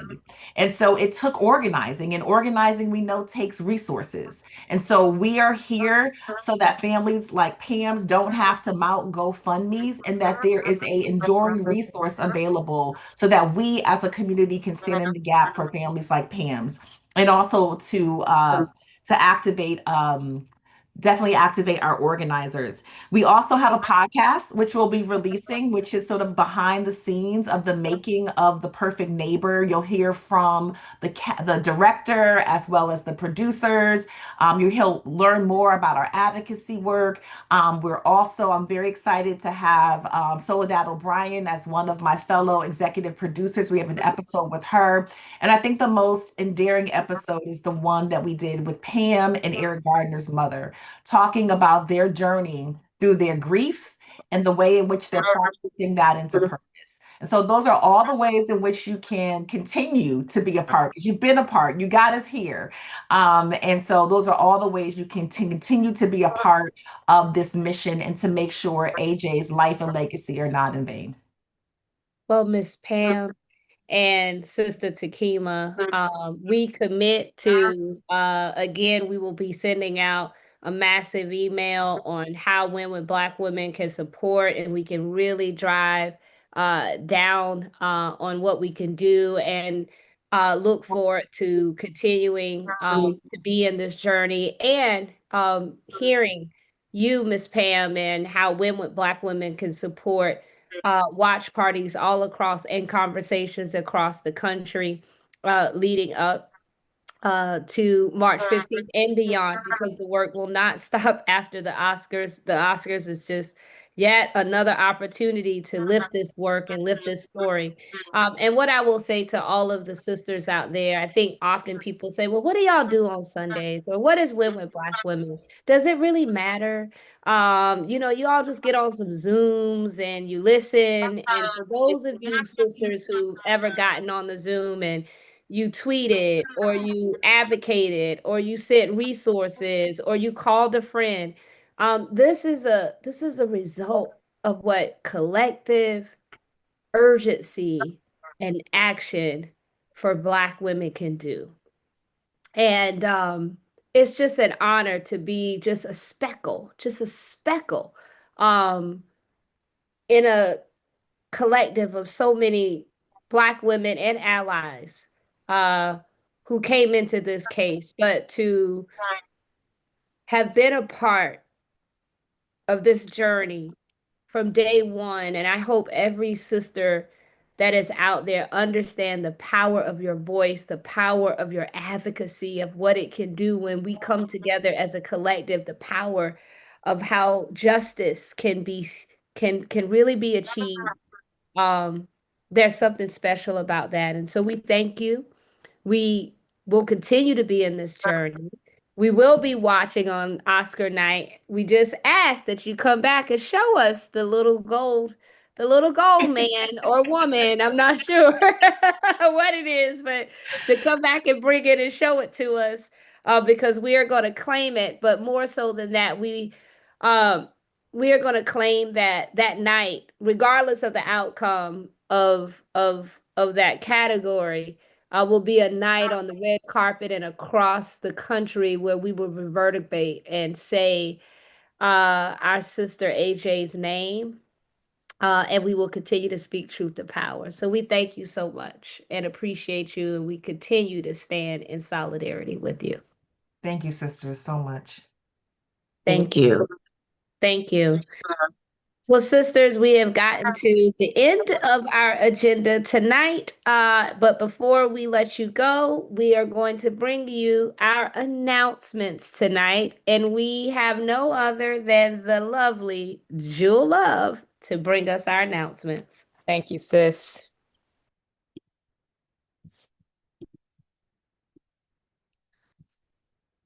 Okay, sisters, let's go through our announcements for this meeting. So, this first slide, we're sharing the dates for our upcoming Sunday calls.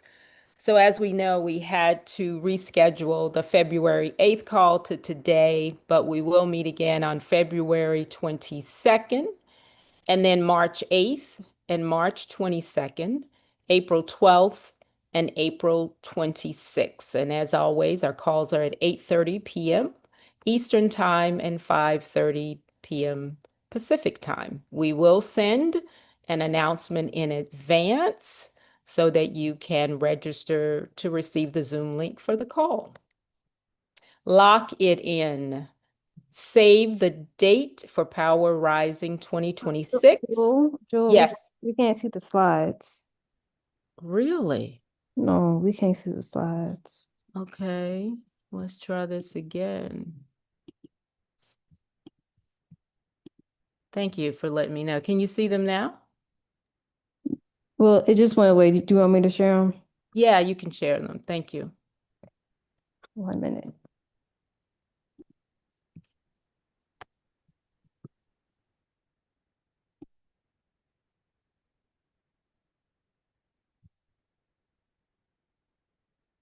All right, fantastic. Can everybody see that? So we'll go ahead, Holly, to the Power Rising slide. Thank you. Lock it in. Power Rising is happening April 16th through the 19th in Chicago. Save the date so that you can be in Chicago in April. We'll go to the next one. Save the date for the 2026 NCNW National Convention, October 21st through the 25th in Atlanta, Georgia. You can learn more at ncnw.org.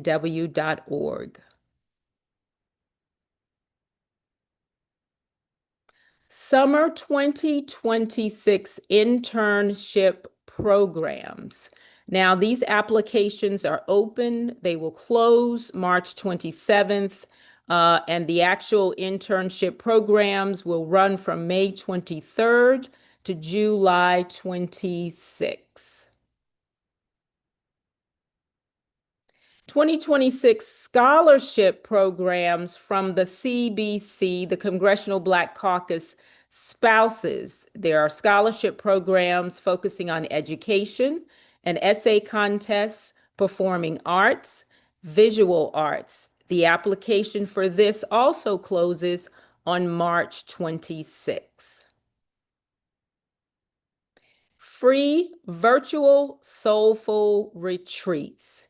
If you need to release, rejuvenate, or renew your spirit, you have the opportunity on February 21st and March 21st. This is happening at 8 a.m. Pacific Time and 11 a.m. Eastern Time by our wonderful sister, Valerie, who does these amazing retreats. You can learn more. You see there that there's the website, but you can also reach out directly to Sister Valerie. The Federal Workers Initiative Empowerment Pivot with Passion and Purpose is happening on Thursdays at 7 o'clock. I see this says January 29th, but know that this is still happening on Thursdays at 7 p.m. All right, let's see what's happening in the states.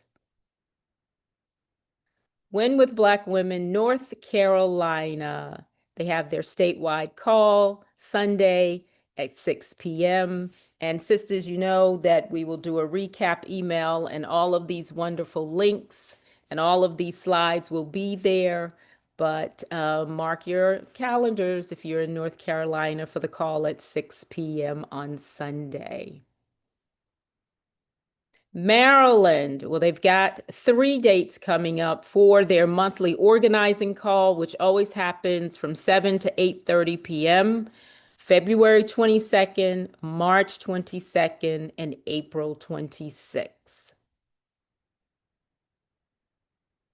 Also, with Win with Black Women in Maryland, they're doing a Annapolis Advocacy Day with the National Council of Negro Women Maryland Coalition on this Thursday, February 19th. We will get this information out to you. This is happening from 8:30 a.m. to 2:30 p.m. So when we send the recap, be on the lookout so that you can register for this Annapolis Advocacy Day. New York, New York, New York, having their monthly organizing call the fourth Monday of each month, 7 to 8:30 p.m. Eastern Time. So the next meeting will be February 23rd, and then they will meet also on March 23rd. Kentucky. Join the Win with Black Women Kentucky call February 23rd from 8 to 9 p.m. They look forward to having you. So we will again have this bit.ly link in our recap email so that you can register for that call. Illinois. Illinois is hosting Hear from the Black women running for election in Illinois, candidate conversations tomorrow, February 16th, 7 p.m. Eastern, 6 p.m. Central Time. Look at all these fabulous sisters on this slide. This is also in partnership with Sisters Lead, Sisters Vote. The District of Columbia monthly huddle. This is saying January 27th, which has passed. So if anyone from Win with Black Women DC is on the call, please put in the chat when the meeting is happening this month. And we will also make sure we have this update as when we send out the recap. In California, join the California Win with Black Women monthly meeting, which happens the third Monday of each month at 5:30 p.m. Pacific time. So tomorrow, February 16th, as well as next month, this will happen on March 16th. Florida, you can join the Florida Monday call. So the next call will be February 16th, 8:30 p.m. So mark your calendars. This is happening tomorrow night. If you're in Florida, make sure you are able to join that call. And again, we will share that bit.ly link with you in our meeting recap. Arizona, the Arizona Win with Black Women weekly call. So as we go through the remaining time in the month of February, there will be calls on February 19th and February 26th. The time listed here is an Eastern time from 9 to 10 p.m.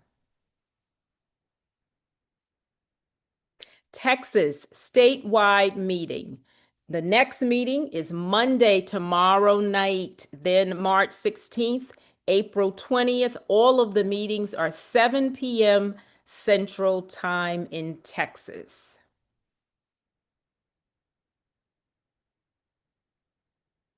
New Jersey, Win with Black Women, New Jersey. This says that there are special guest speakers. Now, again, this is one where we have the meeting listed in January. So if anyone from New Jersey is on with us tonight, please put the meeting information for February in the chat, and we will update our slide when we send out the recap. Nebraska. I love this. Win with Black Women Nebraska, Thursday, February 26th at 8 p.m. Central Time will be their next statewide meeting. And there they will have as the guest speaker State Senator Ashley Spivey.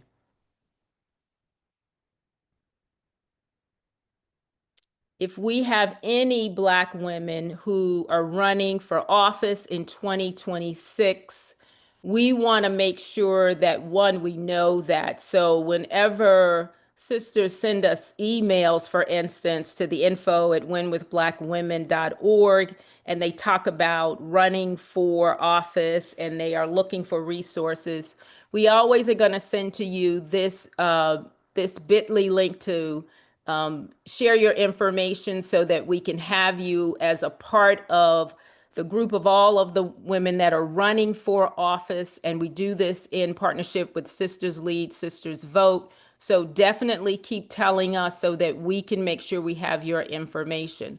Also, another great resource, really from the 2025 post-election, there's a briefing that is out. She led, she voted, she won. And so this looks at Black women's civic power in 2025. And this is also from Sisters Lead, Sisters Vote, and you can get it directly from the organization via Sisters Lead, sistersvote.org.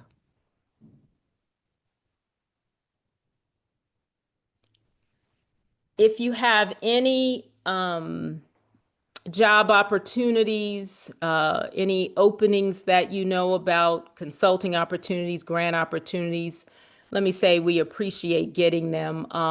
Keep sending them to us at info@winwithblackwomen.org. Thank you for sending them by 6 p.m. on Thursday so that they can go out with that week's list.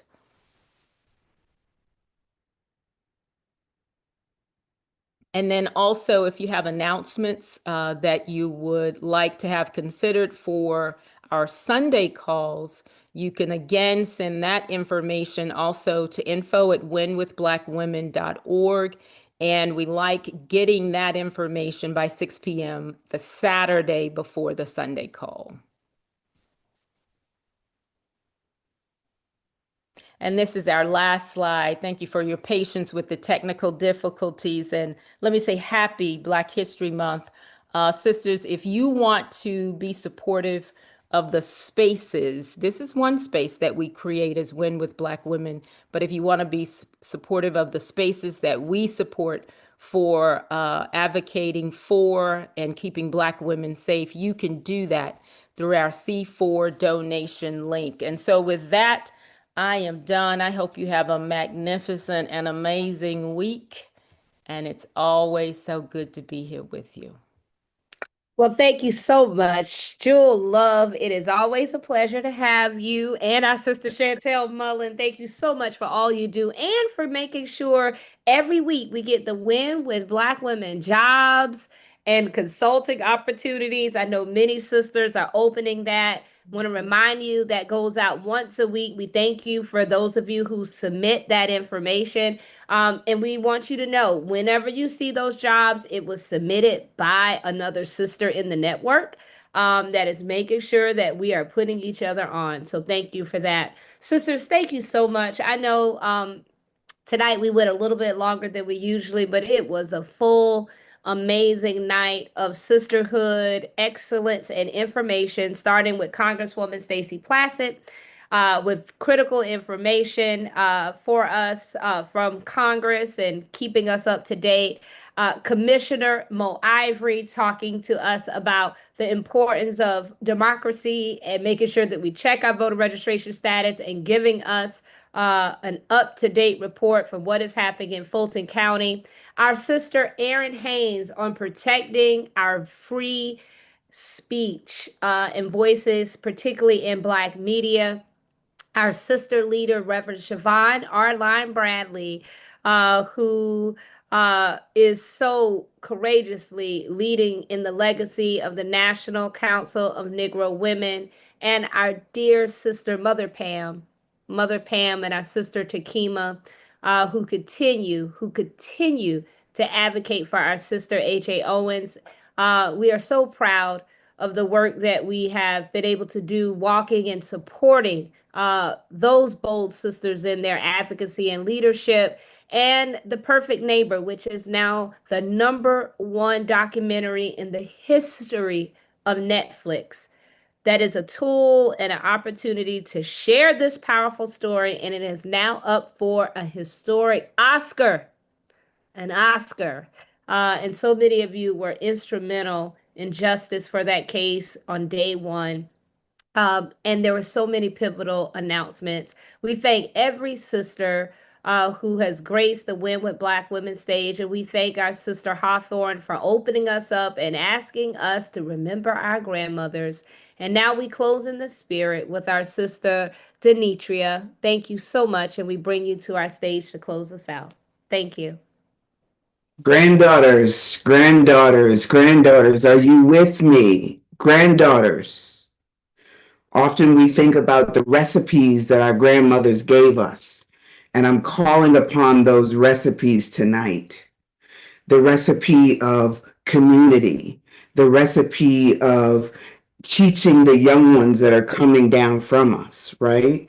If we take a look, if we remember, now I know y'all, when they preach Ruth, they talk about how she found Boaz, right? They miss what Ruth really did. If you look in the 2nd chapter, Ruth went to Naomi and said, Naomi, what should I do? Naomi, where are we going? So we're calling on the spirit of our ancestors and our grandmothers in this moment right now to help us understand how to be in spaces that might feel a little bit hostile. I mean, my grandmother was born in South Georgia in 1913, raised 8 babies. All of them survived. All of them went on to grow. So it's bigger than this moment right here because our people have already seen this moment. We already have the recipes. It's in our DNA.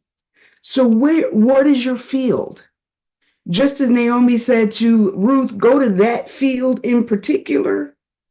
What is the field that's been instilled in you from your grandmothers, from your ancestors, from the Holy Spirit, from your divine calling?